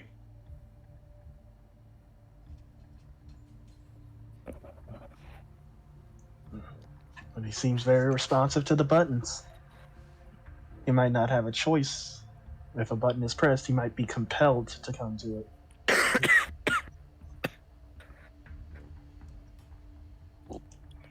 So who wants to press the button? You want me to see if I can put a large hole into the glass? There's a hole over there by the other table. If we have something that we can use to poke it through, we should be able to do it, right? I could always try to shatter it. Ah, yes. Yeah. Any You can. table in particular? Didn't he show up on the at the purple or the green table? But mostly the purple one? You pressed both of these buttons, but this one is where the hole already is. Right. I'd say we go for the more structurally unsound one.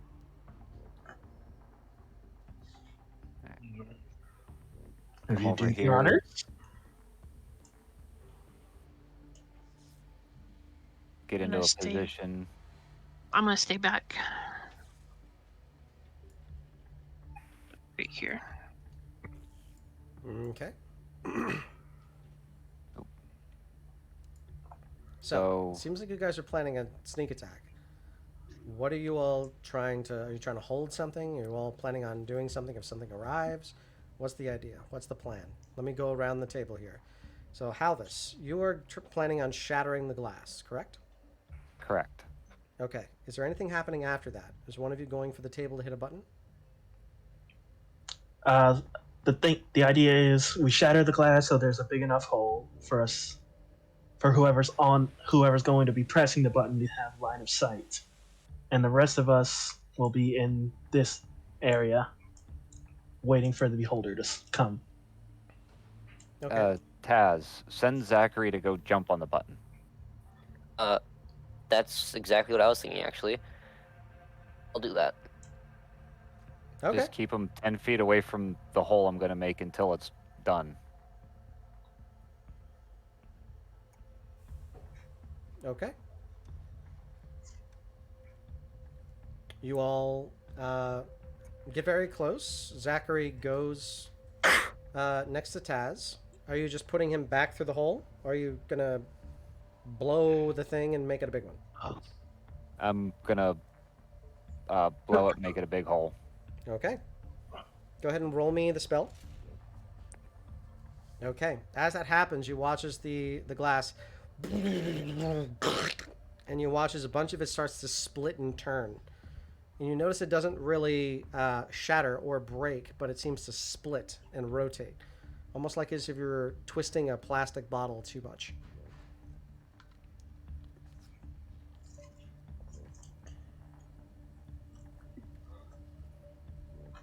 Zachary was able to fit through the hole before. Maybe we can have him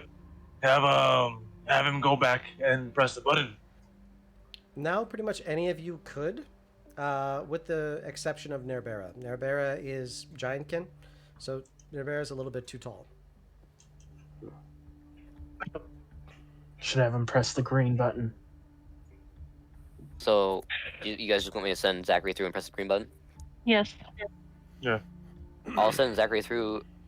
You go and press the green button. Send Zachary through. Zachary puts both paws on top of the green button. Nothing happens. Try the red one. I'll have him step on the red one. Okay. The red one. The red one being flipped upside down, he tries to put his paws on and he keeps getting thrown to one side.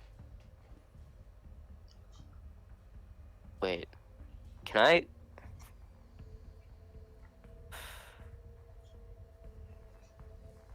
Night. It seems like one of us will have to be the one to do it, not just our. I want to see something real quick. Can I are the buttons on the other tables able to be flipped over like the other ones? Never tried. Can I go try that? Sure. Excuse me. Bless you. I will try to flip over this red one. Okay. As you On this go to table. as you go to this table, as your fingers get close, they snap onto the red button, and you're not able to move it very easily. But still, again, nothing happens. He's not compelled. It's just an alarm, and it's like, I shout over and I say, I think he knows what we're doing. Well, I tried. Since we're over here, shall we go through this rightmost door? Go ahead. Is my hand still stuck, or can I get it off? Your hand's pretty stuck. I need a strength saving throw. Strength. Okay. Let's go. So it pops off pretty easily, and as that happens, your cat starts to hiss right behind you. Can I go see what happened? You don't have to. It sees you, and the beholder appears right behind you. Ah! Oh god. So it pops up right behind you, and it tries to give you a huge bite. But because your cat was watching, this is not an advantage. 15 to hit. No, I have 20 armor class. Okay, so it bites on the outer side of your armor, and as that happens, it poofs away. I shout over, guys, he definitely knows what we're doing. You all turn around, and you see that he's just kind of wet a little. Other than that, there's nothing wrong. what's the Fine, just a little wet. right there? Huh? Go back for class and all these guys. Okay. Langthex, are you trying to go through that door? Should we send one of the animals first? Check it out. Last time, one of them got killed, so maybe not. Better them than us. Rainbow did her duty. They're savage, man. I'll go through the door. I'll try to go through the door. Okay. Taz, you push the door, and the door opens very easily. I'll holler for Zachary to follow me. Okay. Zachary does follow. Down the hallway on the other side, you see what appears to be a painting on the wall of a large eye. Can I throw a javelin at it? Sure. Go ahead and roll me an attack with a javelin, I guess. Okay. And as the javelin scrapes up against the wall, you hear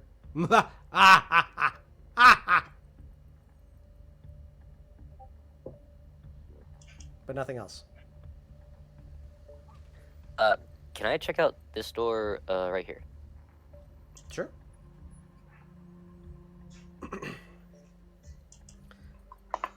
You push this door open. It is unlocked. As you enter, this appears to be some kind of an altar. You can see that there are 4 offering plates on the top, and they look very similar to the food that was offered to you in the other room. I'd like to try it. You're gonna try to eat This the food? one right here. Yeah, this one right here. I want it specifically this one. The one in the upper right? Yeah. Okay. You eat it, and it's reminiscent of red pepper. It has some kind of a powdery texture, though, as you're eating it.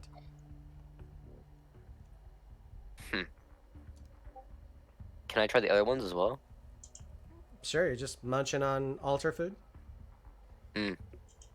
Okay. Yeah, you eat them all. Top right one tastes like peppers. Top left one tastes kind of slimy, like gel. The bottom left one is kind of like a meat, but it's almost raw. And the bottom right one is the husk of a cactus. You've tasted this one before. Okay. Sorry. No worries. I'll go through this door then, and try to go out on the other side. Lenthix, Halvis, and Maresh look on the other side, and they notice what appears to be a changing room. There are wash basins with crystal clear water, 5 mirrors, and a wall of books on the other side.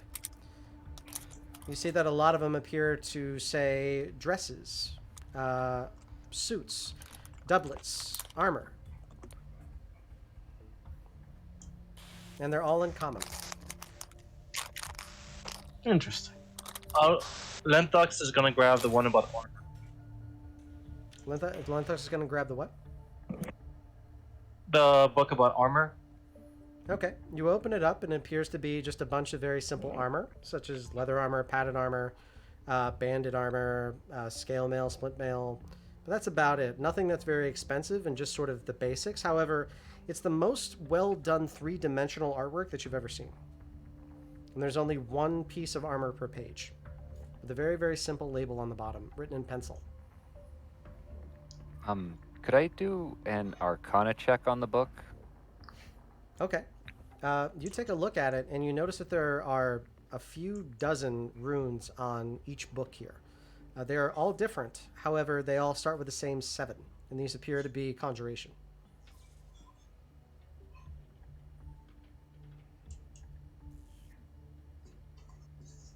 Interesting.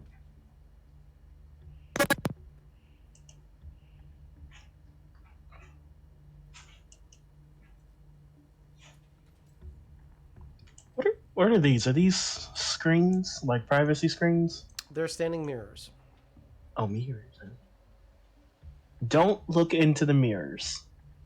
There is a spell that could trap you inside of them. You're right. I'm gonna grab my hammer and start smashing the mirrors as I'm going through them.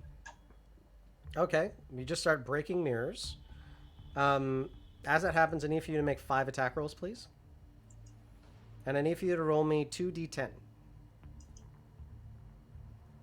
Hold on 1 second. Equipment.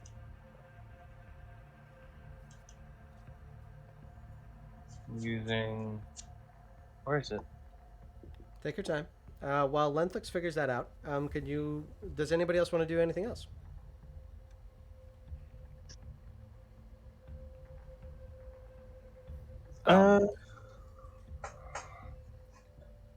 Go ahead, Elvis. I'm gonna grab that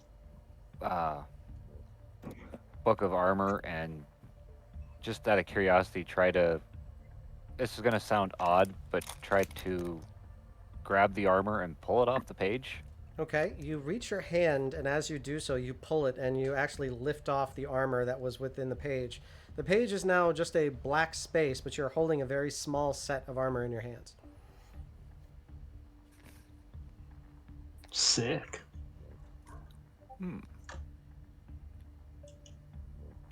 I'm not quite sure entirely how this works, but this might come in handy. I will attempt to put the armor back on the page. Okay, you push the armor back into the page, and it does stay there, except it crumples to the ground as it no longer has anything to stand up straight to. I'll put this book in our pack and take it with us. Okay. Lenthix, what are your 5... You rolled 5 times for attacking, right? Yeah. Total 2-handed, 9,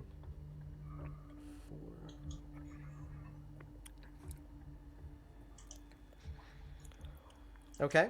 You start just smacking the mirrors left and right. Just shatter, shatter, shatter, shatter. As soon as you get to the last one, you... and you actually hear it squelch. And as it happens, you're... and you watch as the end of your mace has a little blood on it. Then the mirror shatters.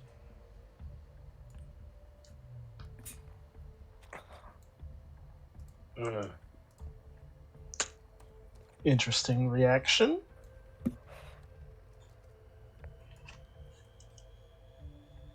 I think however this thing is coming in to get us, it might be going through portals of some sorts. Perhaps.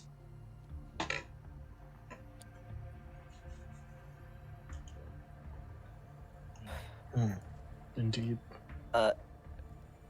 What other books were there? Did you say?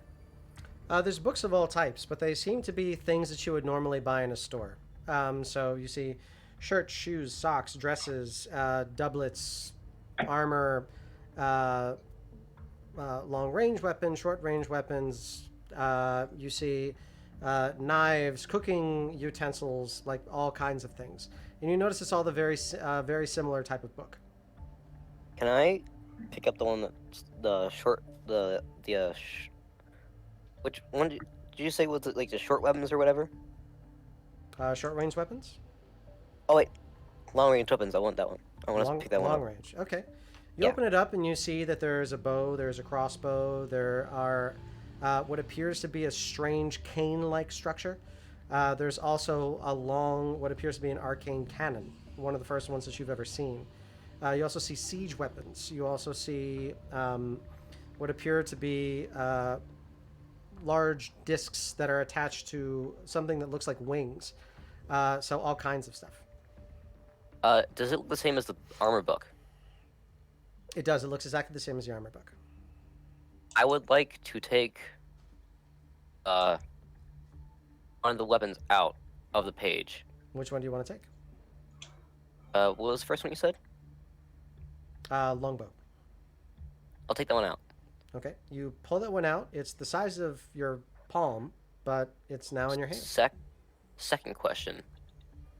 Does a javelin count as a long range weapon? It does. It's a thrown weapon. I would like to try to put that in the page. One of my javelins. Okay.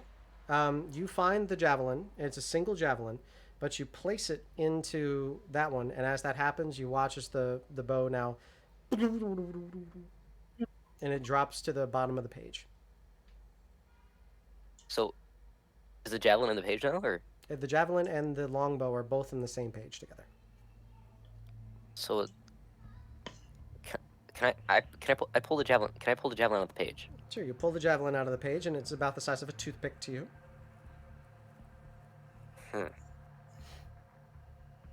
Weird. I stash it. I stash the book. Put the javelin back in and I stash it. Boop.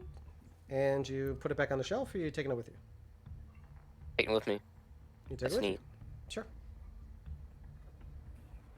There's likely more to operating these books than what we understand at the moment.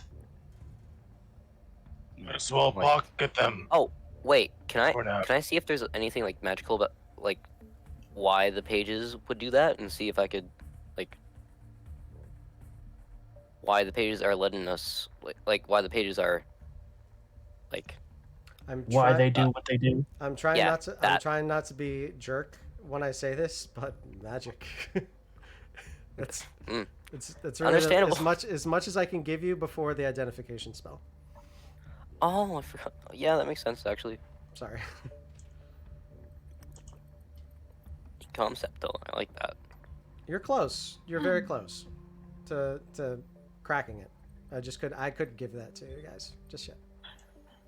Okay, Halvis, you're next to a door. Shall I throw this open and see what horrors, if that ugly eyeball happens to be behind here? Let's Okay. take a look. You throw the door open, and as you do so, you see that there are 4 skulls in the very center of this room, glowing a bright green from each one of the crossbones. This looks a lot like the Jolly Roger. To the south, you see this large, almost like a massive pearl that is sitting atop a large dais. On 4 separate plinths next to the large pearl are smaller, but the exact same type. And towards the north, you see a massive cage. There seems to be some kind of odd sparkle that's inside of it, but upon closer inspection, you see that the sparkles are moving erratically.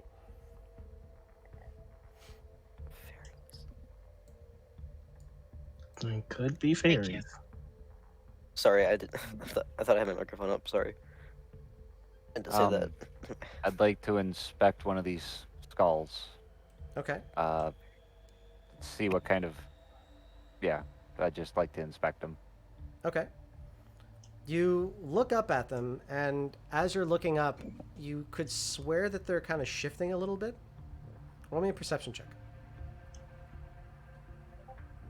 As he rolls that, are they human skulls? A humanoid. So you can see that there's the brain, the eye sockets, the teeth, but there's no lower jaw. 14. They're swaying in a weird way. Not inducive that something is hanging them and they're acting towards gravity. They're floating.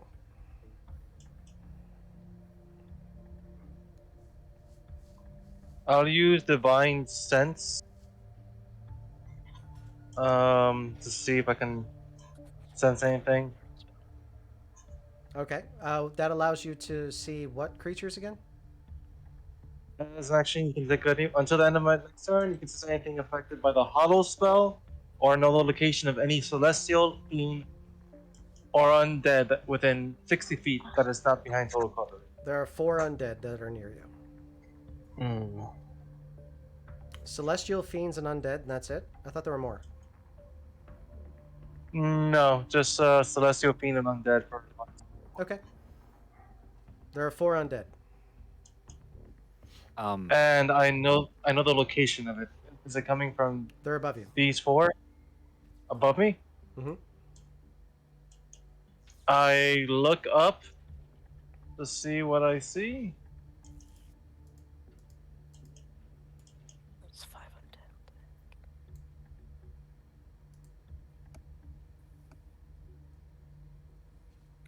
You look up and you see what you... Okay, that's it. You see what you see. I mean, what do I say anything when I look up, or? I just explained all that to Halvis. Did you miss that? I think the undead are these 4 skulls, is what he's getting at. Well, let's find out. I'm gonna cast a firebolt at one of them. Undead, though. Firebolt at 1. Yes. Which one? This guy right here. Second from the top. Yes. Okay, cast a firebolt for me. 14. Okay. The firebolt, and as it shoots in, you watch as the fire absorbs, and you watch as the flame around it gets even bigger. As that happens, you watch as each one of their eye sockets all at once, they all turn and look at you, Maresh, and you watch them. I need for Halvis, Lenthux, and Maresh to all roll me a dexterity saving throw. As you watch them all circle in fire. Rush and Obvious get a +2 because of my aura protection. 16. 22. Halvis, you save. Maresh, you save. Lenthux, you fail. Oh, by 1. You watch as each one of them ignites, and you watch as this massive 6th level fireball in this room. As that happens, Nabera may need to roll as well. And Nabera and Minde both need to roll as well. Because that was the door that was open. A dex save? A dexterity saving throw. Your DC 16. You have a +2 because of Taz's aura of protection.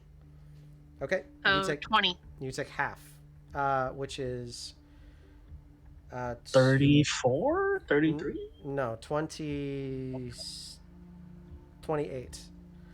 So anybody who succeeds takes 28 points of fire damage. However, Lenthux takes 57. Oof. The Minde had 22, or 24, so we both saved.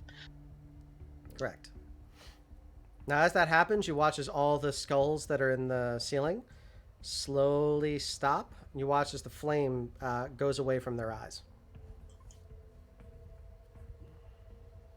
My bad, guys. How high are they? They're only about 15 feet high.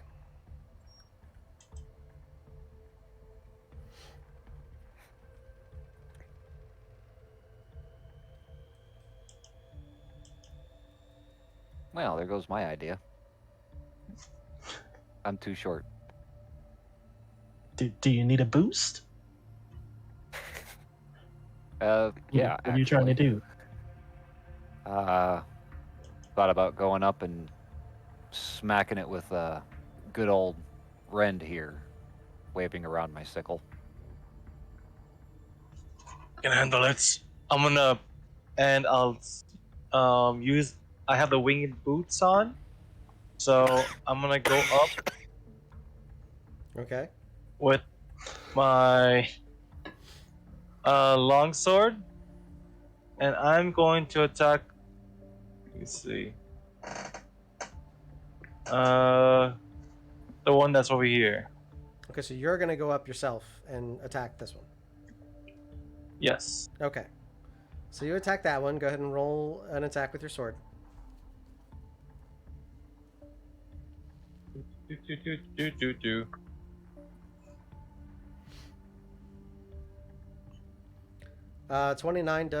23 does hit. It's one-handed, right? It's one. Yeah. I have my shield on me. 12 points of damage. As that happens, you watch as the skull is cleaved entirely in half. As that happens, you watch as a bunch of fire explodes out. You take 2 points of fire damage, and you watch as the other skulls, little flames appear in their eyes.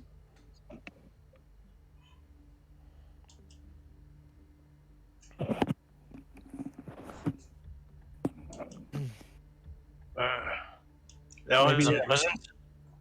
maybe pop a potion and chop up the rest of them. No need for a potion. And Lentox is going to touch himself with his hands to make himself feel better. Phrasing. There are children here.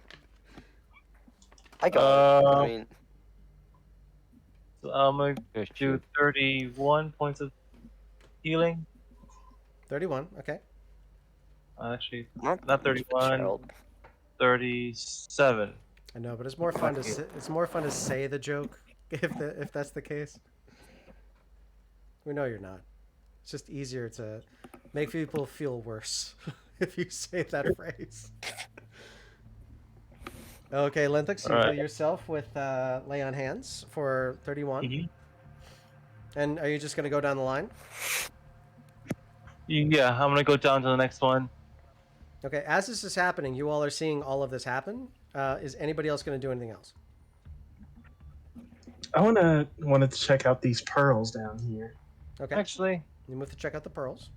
Is there any magic coming off of them? There are. Halvis, are you going to do anything? I'll be used. Sorry. Halvis, please. I will come up and inspect the cage. Okay.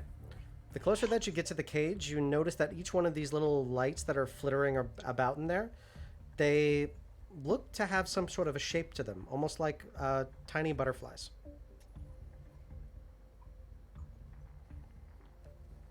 Are they pixies? Roll me either a nature check or a wisdom check, whichever's best for you.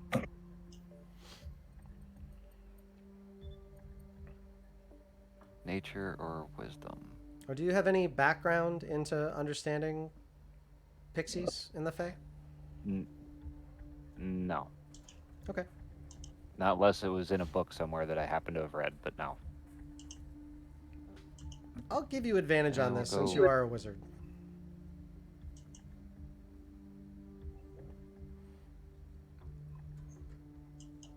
Okay. You're not exactly sure if these are pixies or if they're something else. But you definitely think that whatever's in this cage is Fae.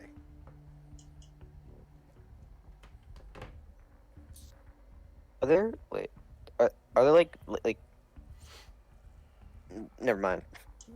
That's a dumb question. You got it. Instead of using my longsword, can I actually just use my hand axe as a throwing weapon? Sure. So you're just going to throw your axe at each one of the skulls? Yeah. Okay, keep making attacks. 12. Okay, that one, You throw the axe and it boom, but it doesn't cut in.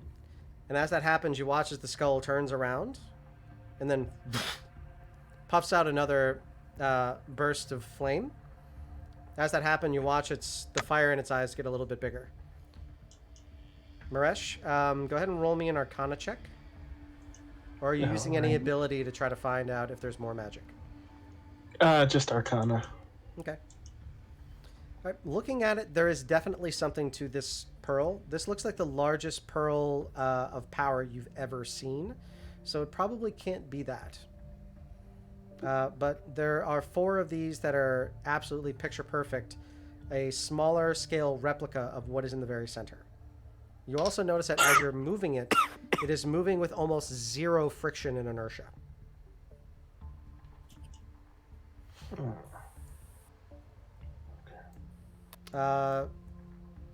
Taz or Nerbera, are you planning on doing anything?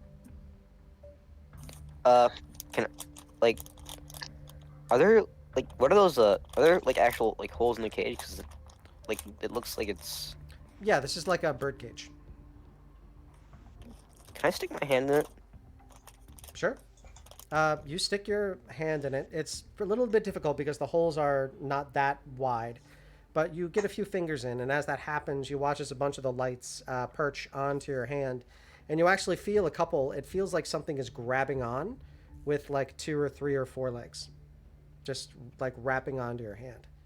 It's not sharp. It's actually kind of warm. Then you start hearing, So "Hi, hi, hi, hi, hi." Kind of recht, and they start speaking to you in a language you don't understand.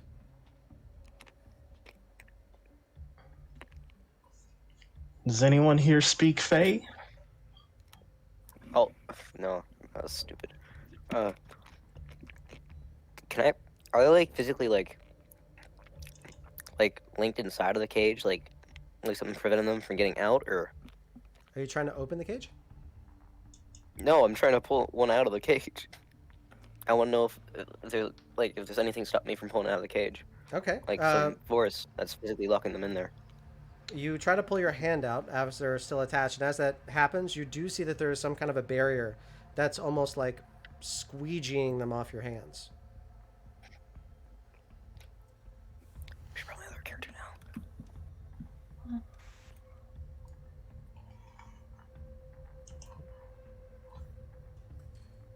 So did anyone speak Fae? Maybe Sylvan? No. I don't. Unfortunately, no. Okay. Could I try to telepathically link with one? Well, not into the mind fuzz. I just want to telepathically speak to one. Sure. See what will happen. Okay, you try to make a telepathic link. As that happens, you start hearing a bunch of chaos, but also a lot of music in your head.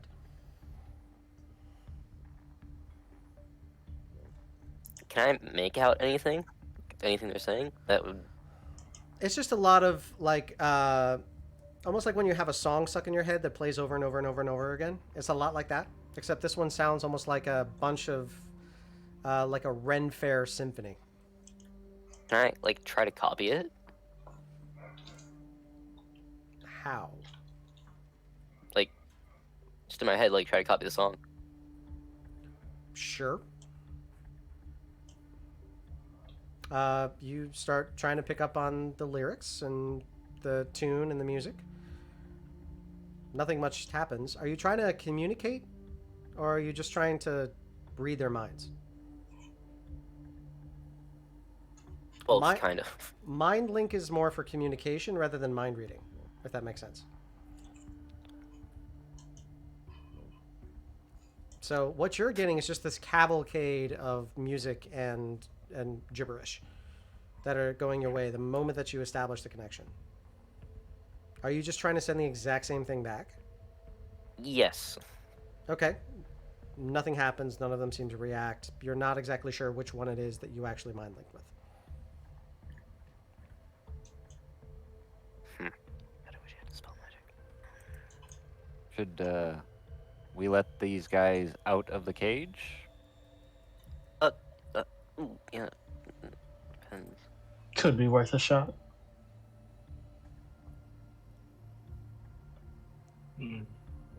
Could we take wait, care of?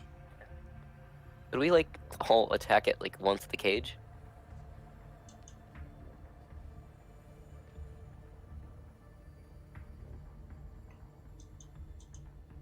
Oh, there might just be a lock or a latch that we can open. No sense trying to smash something that doesn't need smashed. Maybe we should try first getting rid of these those skulls. Yes. Mm, Oh, they're already animated. I can't do that. I'm going to attack it with my hand axe one more time. That same skull. Okay. You go down, pick up your hand axe, get ready. Let's see. Oh, I have to reload the page. 1 second. Happens. Do another one.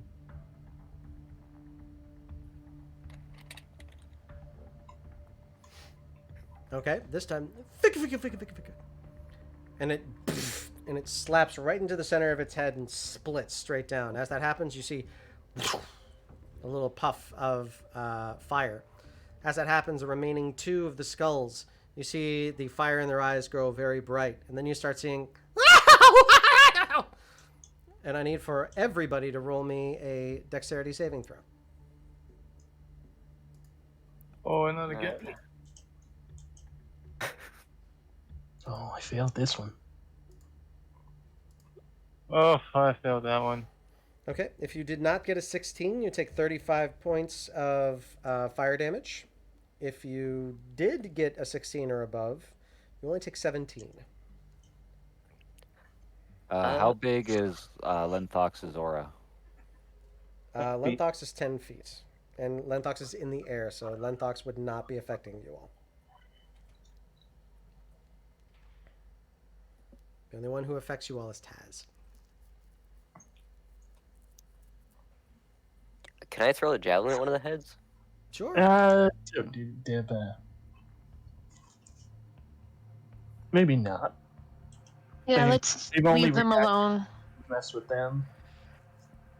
No, by all means, keep charging up more fireballs. I've never seen parties keep doing this. Happens all the time. If you're within Taz's aura, you get within 10 feet. You get a +3 bonus to your saving throw. +3, nice. Wait, does Zachary count as undead? Because- Zachary is undead. So I also boost him because I boost undead as well, Okay. Cool. right? Yes. I just but had how that many epiphany. how many hit points does Zachary have? 2. Zachary's gone. Yeah. Mm. Zachary burns up in a pile of kitty ash.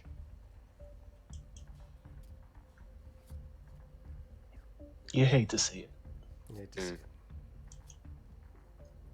And it has to be over what? What's the Over 16. save? 16. Okay, yeah. 16 is the save. If you succeed, it's 17. 17 points of fire damage. If it's less, it's a 15 or less, then you take 35. Yeah, Okay. even with the +3, myself and Minday did not succeed, so. Okay, Maresh, I'm going to go back to you. Is there anything you wish to do? So you said when I move the pearls, they move with like no friction. No friction So I whatsoever. want to try to remove one from its pedestal. It is Wow. insanely heavy. So you will need an extremely high strength check in order to get it. Can I can I assist him with that? Like trying to lift it? Sure. Then you guys can roll with advantage. All right. One of you can roll with advantage, I should say. Or both How of you can much make the strength check. do you- How much strength do you have, Maresh? I have 9, so you should probably. I have 19. Yeah, you should roll it. How do I roll with advantage? Hold down left shift. Left shift and click the number. There we go. Okay, so both of you in this instance would be lifting at a 22. So with that, you're able to press and get underneath at just the right angle. And as that happens, you lift up and you're able to just push it over. And when that happens, you... And as you hear that, you start seeing out the corner of your eye the beholder starting to shift and move towards the left. It doesn't seem to notice you. I think we should move the rest of these. I concur. Okay, I need 4 more checks. And the largest one is going to be, like, you're going to need a massive amount of effort for that. So, Let's do- roll for still the with top advantage, left. right? Yep. You can still roll with advantage, it's totally fine. Left shift, not left click. Oops. My screen. There we go. Okay, another one. Crunch! And it shatters. All right. Let's get the bottom left. Can I heal myself with laying hands again? Sure. Do I have anything that would... All right. And while they're doing that, I'm going to. I gotta find it again. I'm gonna. I do not. Okay. Try to look the other one.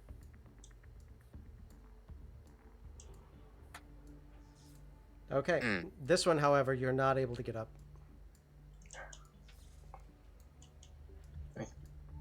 Let's try the bottom. Try the bottom right.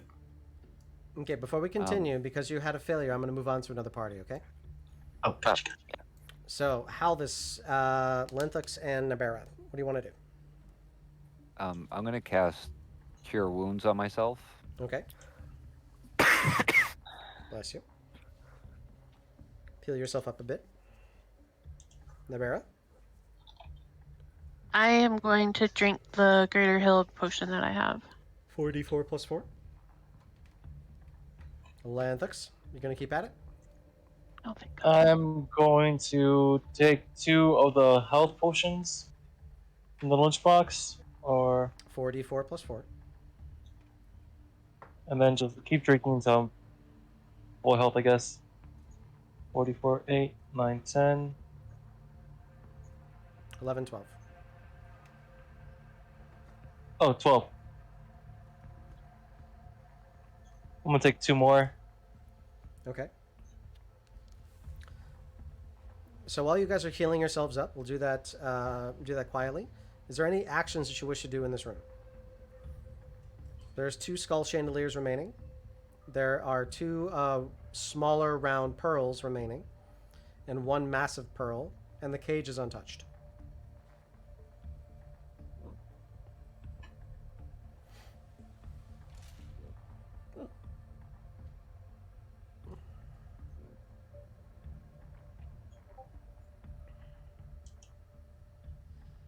Anybody? Oh, look. I was going to try to see if I can't pick the lock on the cage. Okay, you don't see a lock. You don't even see a door. Okay. Biz. I'm Biz. Jizer said their internet went out. They'll be right back. Oh, okay. Gotcha. I think I can. I tell everyone. I think I can take off those last 2 before it does another fireball.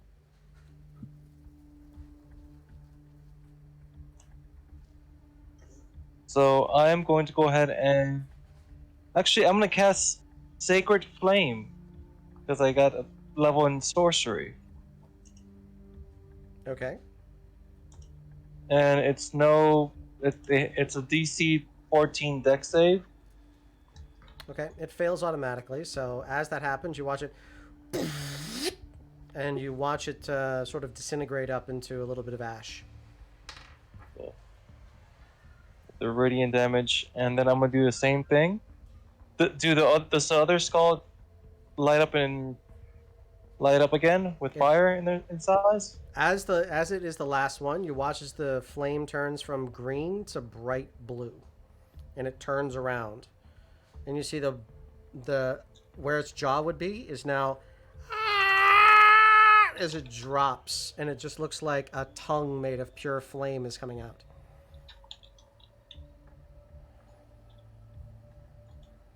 I'm going to cast Sacred Flame one more time on that last call. Okay. What is your spell save DC? 14 Okay, this creature has a +3. for Dex. Yes. Oof. This time it zips out of the way just in time. It is going to rush you. What is your armor class? 22. Actually, no. That does not even an attack. It's going after Halvis, Lenthox, Minde, and Nerbera. It screams, and as it does, it just screams "Banzai!" And you watch as it kapow, and it blows up right in your face. I need for Halvis, Lenthox, Minde, and Nerbera to all roll me dexterity saving throws, please. Oh god, another one. Alright. God damn it. Well, everyone gets +2 because of me. I think we're back. Yes, I'm about to kill you with a fireball. I'm sorry. Okay. There's Ryder. Can I please have a dexterity saving throw? Oof. Oh, hey, I'm back. Lenthox, how many was it? Plus what? +2. Okay, so with the +2, I have a 15. Minde has a 14. You both fail. You both take 36. Oh, Minde's gone. Okay. Minde disappears. All our pets died today. Temporarily.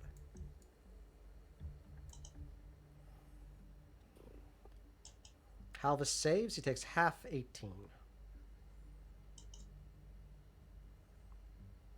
Okay. I was not expecting it to pop out of the ground like that. Oh, from the ceiling.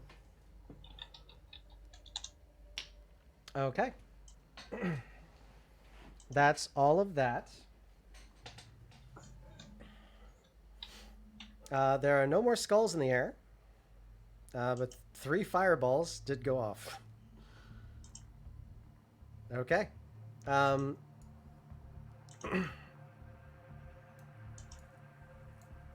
As that happens, and as that scream came out before the explosion, you watch as the beholder begins to make his way towards you slowly.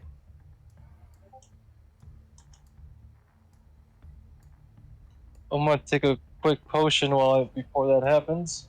All right. Anybody else My gonna do last- anything? I'll I'm take. going to reach over and touch both Halvis and Lenthox and do Cure Wounds Okay. at 3rd level. So 2 spells. Ooh.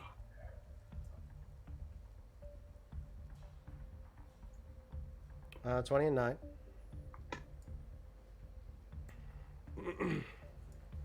Which one's going to who? 20 with the one that's hurt the worst. That would probably be me. Yeah. Okay. I'll take And 9. Okay, Maresh, are you rolling healing potions? Yes. 1 greater or 2 regular? 2 regular. Okay. Anybody else doing anything? Say now, I'm gonna forever do. be in trouble. I'm gonna do down 3 of the 3 of the regular. And I'm Okay. just gonna do a quick cure wounds. One last cure wounds. 6, 7, 8. Okay. You can clearly see from the other side that the beholder is coming in quickly. I'm going to stand at the side of the door and ready a flashbang. And Okay. I'm gonna down 3 healing potions quickly. Got it. My last action is cast blast. I'm gonna use it on myself, Taz, and Halvius. Okay. I am going to call. I can summon. Once you summon the Drake, you cannot do so again until you finish a long rest or expend a spell slot of first level or higher. So I'm gonna summon Monday back. Okay. You summon Minday back. Go ahead and grab her token from the graveyard that we've made. As you all do that, you can clearly see from the other side, because one of you is flying, that the Beholder is now stationary, looking at the doorway that was once open.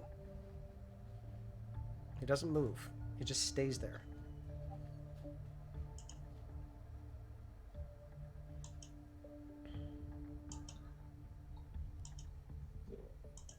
I'm gonna open this door. Okay. You hear it. And it opens kind of loud. Someone needs to oil these hinges.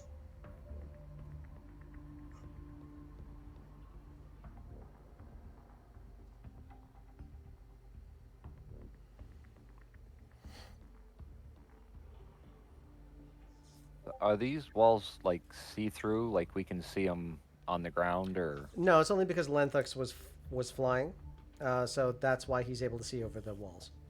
Otherwise, you all wouldn't be able to.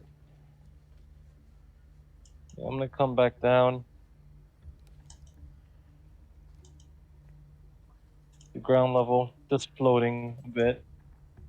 Okay. Halvis opens the door.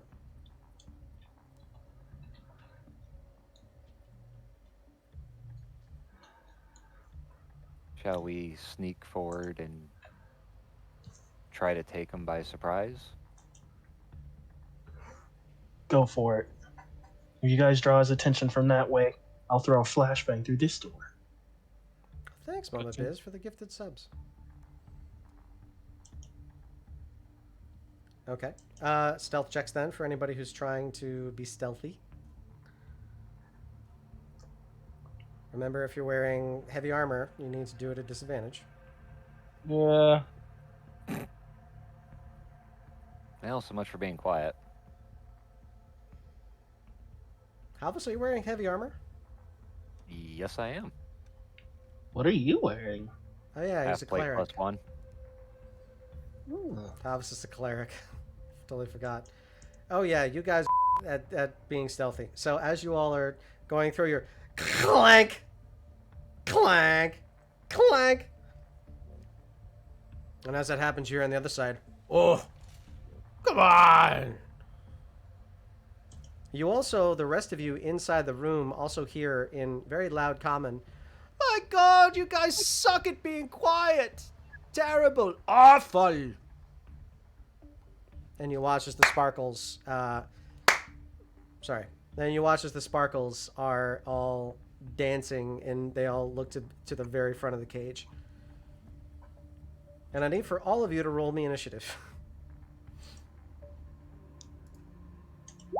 Okay. Not the place you want to see a nat 20. Got the same initiative as last time. I've just been rolling horrible. Lentox, you can go first. Okay, so let me see if I have this correct. I have Halvis at 7, Lenthus at 12, Nabera at 22, Taz at 3, Maresh at 12. Is that right? I think Taz's 3 was from last time. I don't see it roll here. Oh, okay, so Taz didn't roll initiative just yet. Knight, you there? Are you muted, man?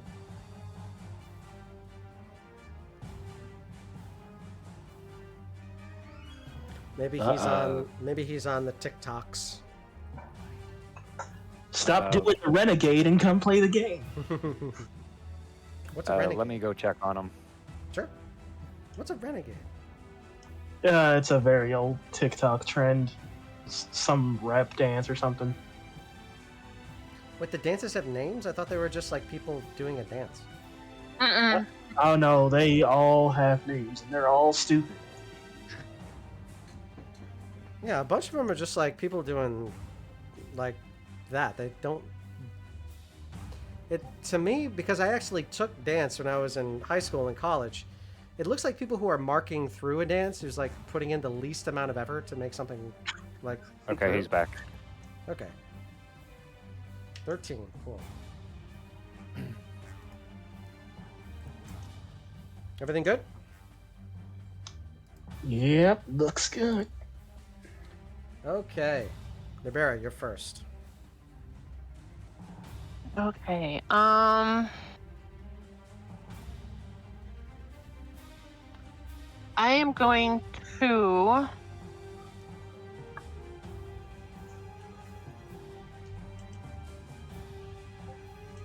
Is the door wide open? That's by Maresh.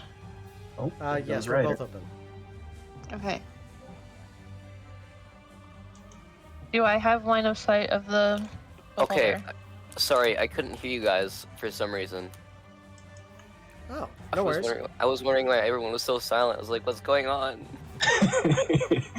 No worries. We're in initiative, so let me get Rose's turn, and then we'll get right back in. Rose, go ahead.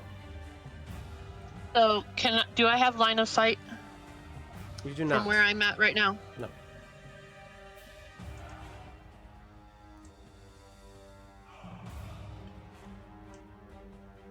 You do not have line of sight. I am going to.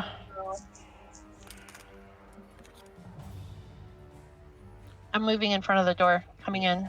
Yep. Right there is where you would get line of sight. Okay. And fire 2 shots from my bow. Okay. And with my bonus action, I'm going to command Minday to fly up to and bite again. Is your bow magic? It's a black. Oh, where is it? It's the longbow of warning. Does it have a bonus to attack?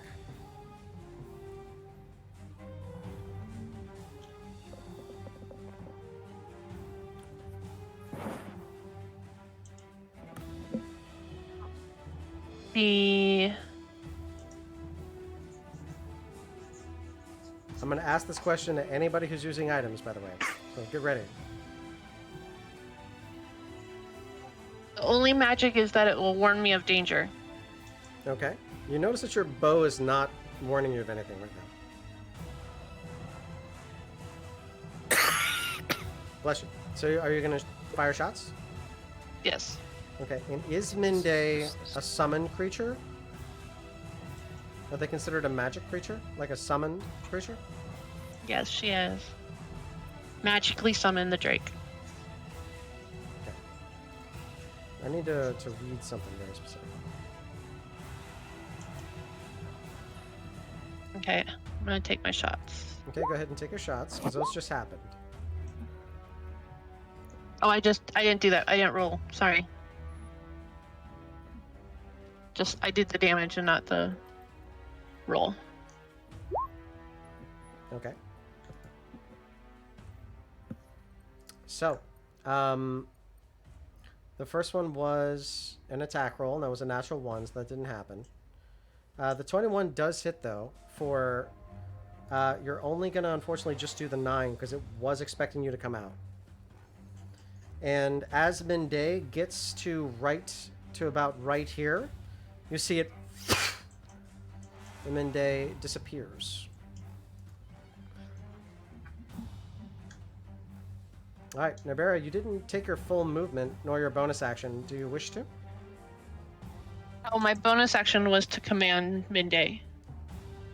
But I'm Okay. not... No, I'm gonna stay where I am. Okay, gotcha.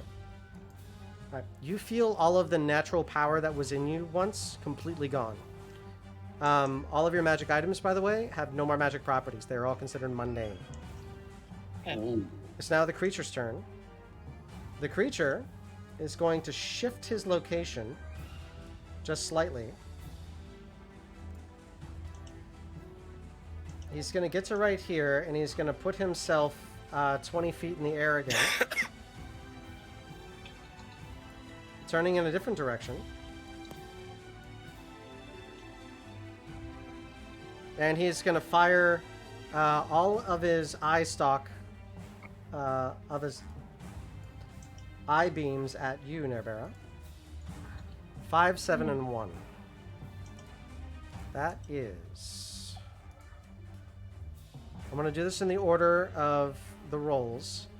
I need a Constitution saving throw, a Wisdom saving throw, and another Wisdom saving throw. Okay.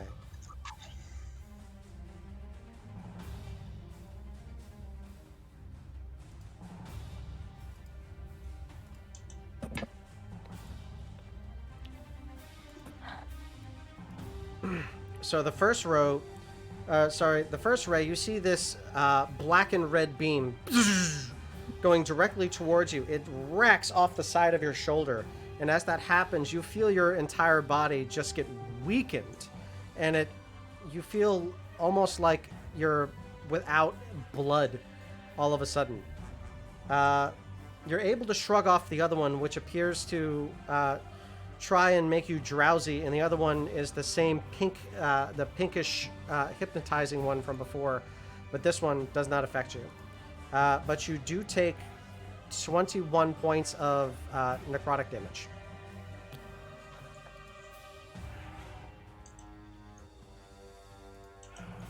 Okay.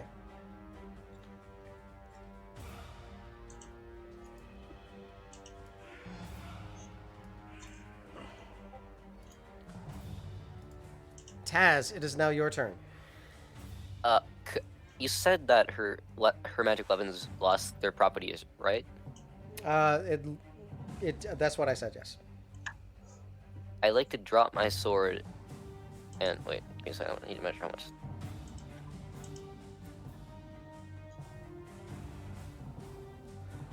And I like to go in front of Nerbera and chuck a javelin at him. Okay. By drop your sword, you mean stow it? Like, just drop it on the ground. Yeah. Okay. And you're going to throw a javelin? Okay, go ahead. How many javelins do you have? Because you have 2 attacks. You can throw more than one. 30. That's a lot of Throw javelins. 2 javelins at him. You have 30 javelins on you? I think. Yeah, I think it says 30. You shouldn't. Javelins are pretty heavy. Huge. Javelins are pretty heavy. It just looks like you have like 6 tents in the back as you're carrying, but I'm cool with it. We'll probably need to reduce 2 or that. 1? That was just 1. You'll probably need to reduce that to about 10 for the next one. Okay. 25 definitely hits. I'm not sure. It's perfectly fine. But but you have 10. 7 points of piercing. As this one, phew, and he gets, and his eye stalks all look in that direction, veritably pissed that it just got skewered. And I'll do it again. Okay. You have a bonus action still. Do you want to use it? How do you think? Give me a second. Is this? Maresh, you're on deck, followed by Lenthux and Halvis. And we're at 20 minutes, everybody.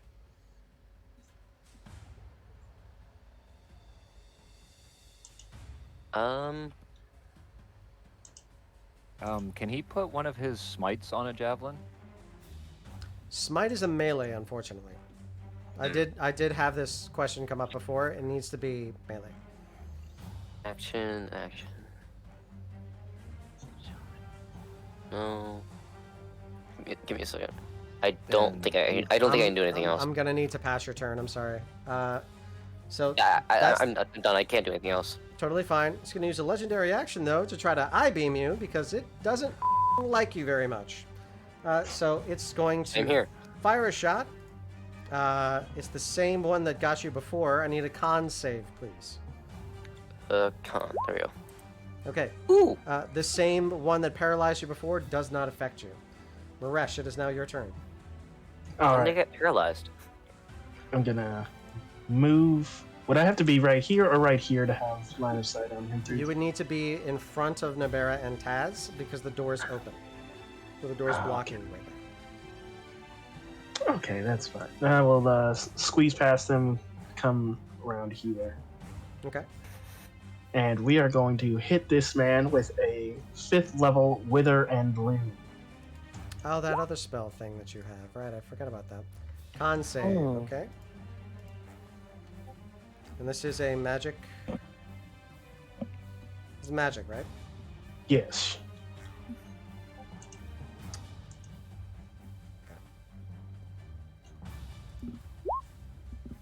22, I do save.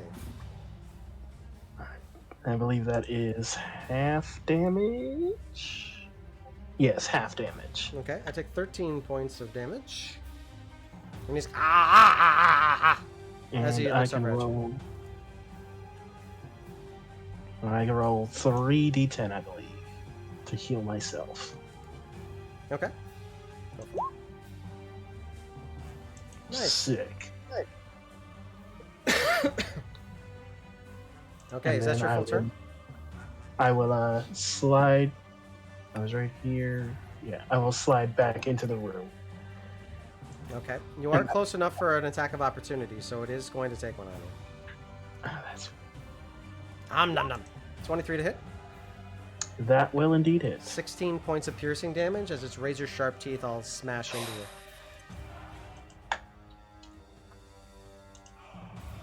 you. Okay. I still get HP. Lenthux, it is now your turn.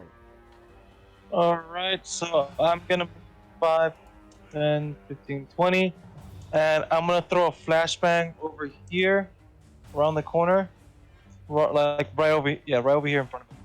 Okay, you got it. So that is a DC 12 con save.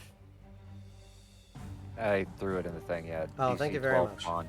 I need for everybody except for Halvis to roll me a con save. Oh, and Minde comes back.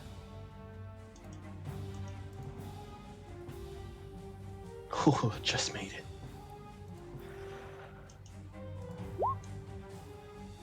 I made it too.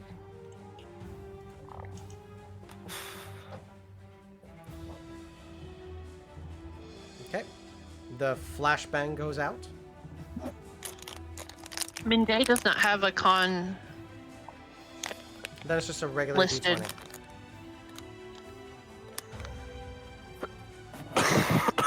Bless you. And it's just a normal D20. Okay. Minde saves. Anybody who Was that a... Anybody who rolled 12 or below failed. Or sorry, 11 or below failed, and is now blinded for one turn. So Lenthex's next turn. Okay, so Lenthex, that was your action to throw it. Bonus action? Oh, that was an action? Yes. Let's see. I did 5, 10, 15, 20, 25, 30.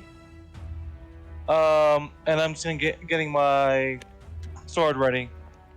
That ends my turn. Okay. Halvis, it is now your turn. Yeah. I'll move over here. Um, No, yeah, here's fine. Okay. I forgot to ask this earlier. The crossbow of the adder isn't in D&D Beyond.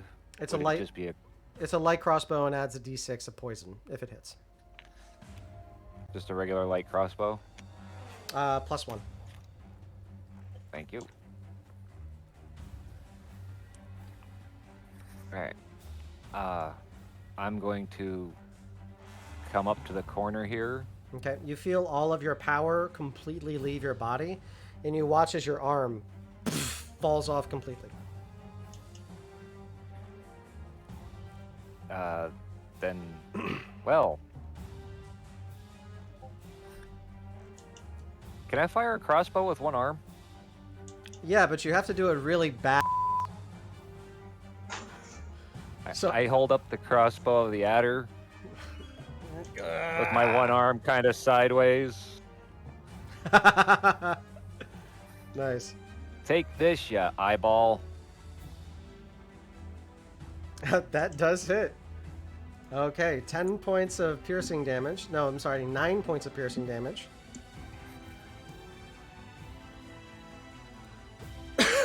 And all of the magic items on your body do not activate.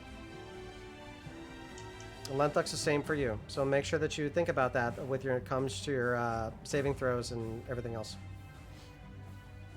Slanked with my aura protection and my Thanked with my aura protection and bless, right? You lose bless, but it's not gone. It's just not there. Gotcha. I will fall back so I'm out of his line of sight, and it's a bonus action to reload the. Oh wait, I have the autoloader on that thing. Yep, it That's just why loads I up. made it last week. Yeah, it just Okay, loads up. never mind. I'm just gonna slide back then. Okay. Please make a mark for where you lost your arm. Unless you want to pick that up with your other arm. Make I'll that. I'll pick it up and then I'll set it here for now. Okay, gotcha. Nerbera, it's now your turn. You're blind. I am going to feel along along the wall behind me Okay. to move back into the other room. Okay. You scooch past Maresh. And as I'm scooching away, I am going to call out to Mende, my bonus action, to fly up and attack from behind. Okay. So she's gonna fly up here. Okay. How high do you want Mende to be? Even with the beholder. Okay, got it. Bless you. And she is going to.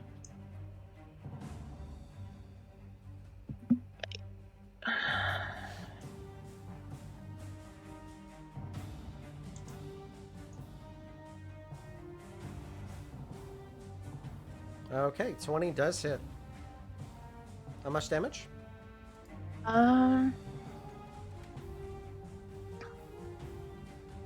Okay, let me bring this way. Everybody, please have your next turns prepped because we're running out of time.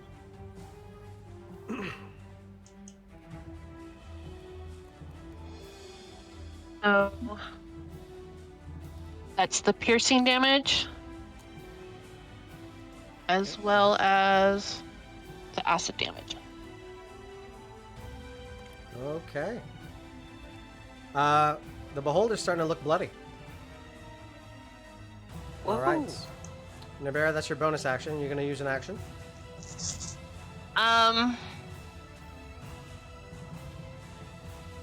Okay, I'm going to have to skip you if you don't have one. No, I won't. All right, legendary action is going to fire a bolt.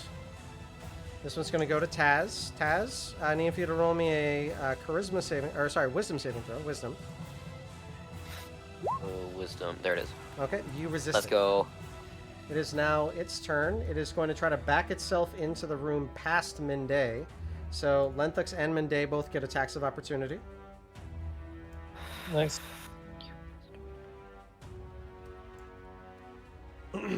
All right, Mende does hit. Just barely. Sentinel Okay, feet. some It doesn't move. It doesn't move. Oh, let's Nope. go. Okay, Sentinel Sentinel. feet. It does not move. So it stays put. So 7 points from Mende. 7 points from Mende and 10 points from Lenthux. Yeah. How much magic does that add to it? Because I have to remove Oh, that from that. I'll be 9. I'm removing 9. No, it's gonna be 9 because it just got it. adds. Oh wait, this- no, it adds 2, so 8. Sorry. No worries. Okay. It is going to fire its eye stalks. 2 at Taz, 1 at Mende. Oh no.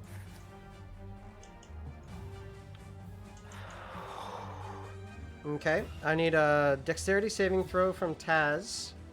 And a constitution saving throw from Taz. And a dexterity saving throw from Mende. You also have a 1d4 for blast. And a 1d4 with it? For Taz, Lenthox, and Halvius. Okay. Minde just saves.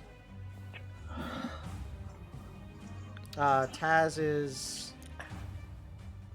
Your Taz, you're Taz? blessed. You have Yeah, roll a d4, Taz. Give me a second. D4. There it is. 1d4. There we are. Taz just saves. Let's Okay. go, baby. All right, Taz, it is now your turn. It cannot move. Wait, I can't move? It cannot move. Oh. You can move, the beholder cannot. So, it's your turn. Okay. Javelin the crap out of it, bud. Yeah. Let's go. We gotta I hurry. shout, I'm gonna take that eye, and I shout, I'm gonna take that eye, and I chuck 2 javelins at it. Okay, throw 2 javelins. Nice. Natural 20. All right, the 12 will unfortunately miss, but the natural 20 hits hard with 16 points of damage. He's looking really rough. Bonus action? I don't think I have one. You can add a 1d4 to that attack Not The to damage. javelin. for that 12.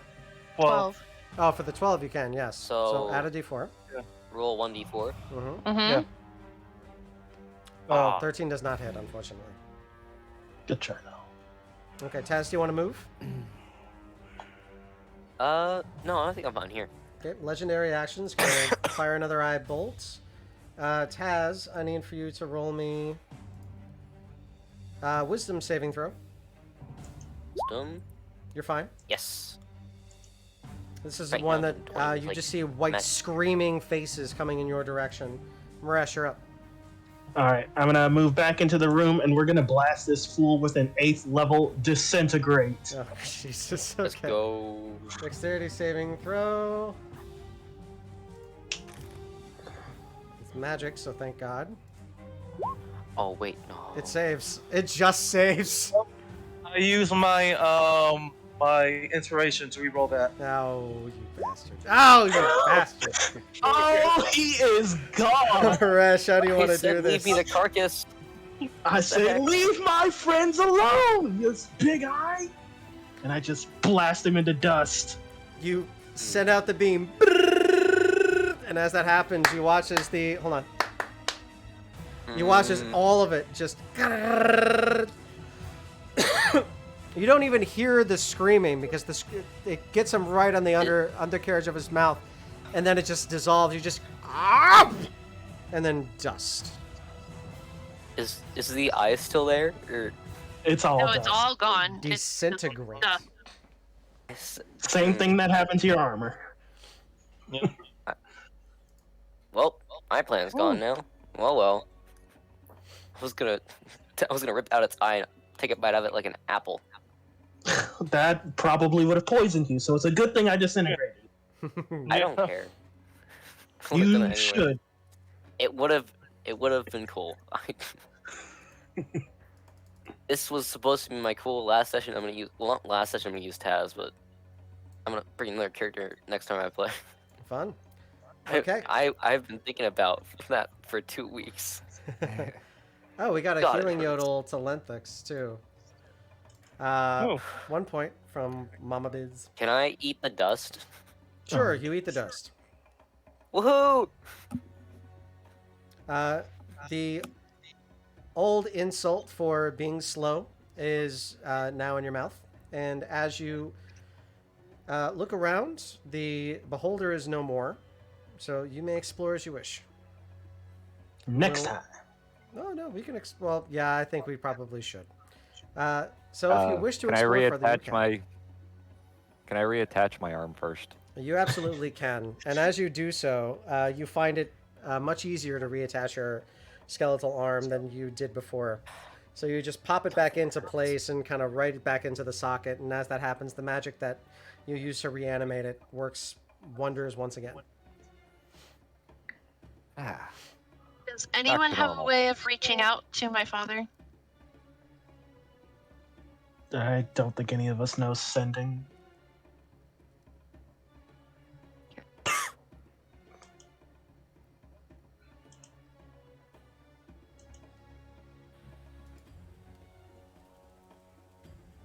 Well, I got to eat something today, so I'm happy. It wasn't the eye, but you know. In the end, it was worth it.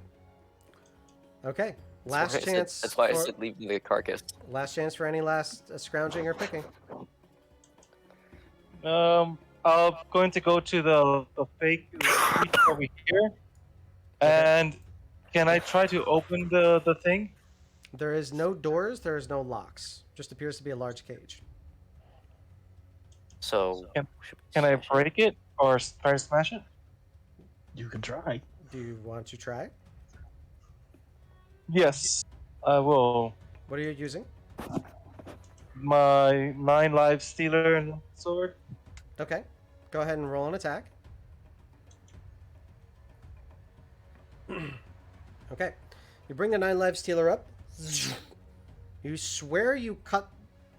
You swear that you cut straight through. It's like you cut nothing. How many charges were on your 9 live stealer? All 9, I think. Because it only activates when it has a critical. It now only has 4. What? You now look at the cage, and the cage appears to be glowing brighter.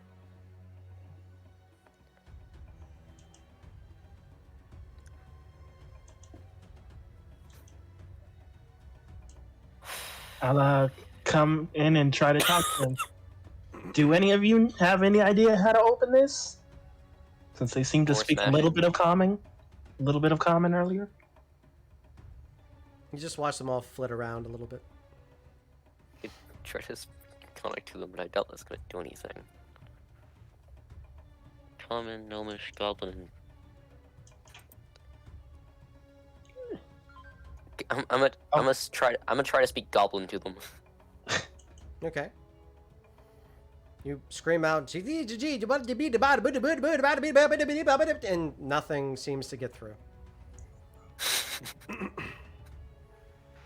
So glad I chose that. I'm gonna try attacking it one more time, but instead of using the 9 live stealer, I'm using my what's it called? My +1 longsword. Can I help them out with that by also attacking it?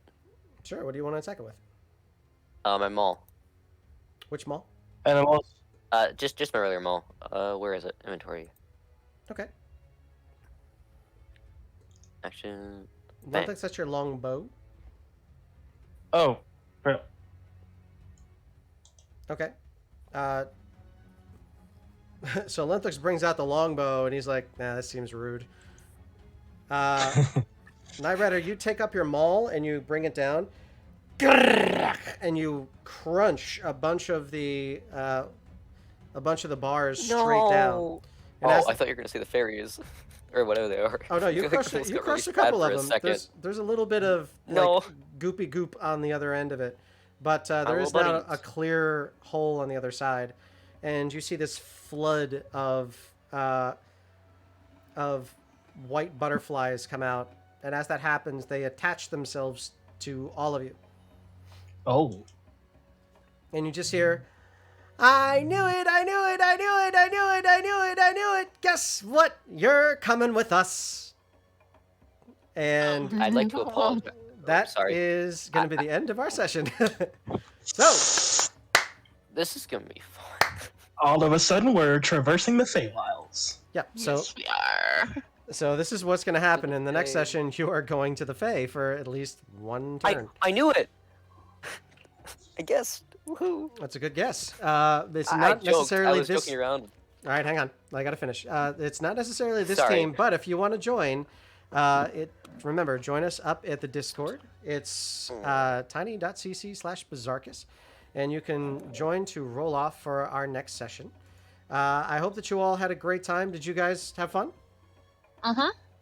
Yeah. Absolutely. Oh, yes. And you all killed the Beholder. I think every party Even should do that it. was the best part. Yes. My arm has been through all kinds of hell. Yes, it has. Okay. So all of our players, you get 22,000 experience points divided by 5. Whatever that is. I actually don't know off the top of my head for some reason. 4,400. Did anybody level up? I probably didn't. 4,400. I'm trying to get sorcerer. No. Definitely not. Okay, no worries. We're going to continue to keep moving, and we'll hopefully be back next next Thursday. If not, then I'll see you probably the Thursday after that. All the best, everybody, and take care. We're rating right now. Bye. Bye bye. Okay. Great session, everybody. You killed a legendary creature. One that's survived all the way from the very first iteration of D&D. I'm so glad I remembered I took Disintegrate. I was like, this thing has got to be low. This is going to be It's awesome. 102 points of damage. Jesus Christ. That was That's You so made much. it. nice. Then Was that? Like- Thank- you made that save, and then just inspiration. yes, thank you for that. Black Yeah. Irish, it was 4,400. Yes. Yeah. I was planning on trying to get You mean- enough behind of it because I do have one spell that can't do there's- quite there's that much lots. damage, but I could still do a decent chunk. Nice. Actually, it's the same spell that ended Maresh. Ooh, I'm almost leveled up. That wasn't even max damage. There were 3 ones in there. I'm bringing my Luxodon next session, which is, you know, why I was trying to give Taz like a, you know, a big thing to end off. Well, not end off. I'm still gonna End use him, off. but yeah, that. Okay. I am very, very happy that today's session goes off. Thank you all very, very much for being patient with my wild work and how I'm trying to make everything continue with the games. Thank you, guys. I really do appreciate that. No problem, man. And with that, I am calling it a night. So take care, and I will see you hopefully next Thursday. See ya. Have a good night.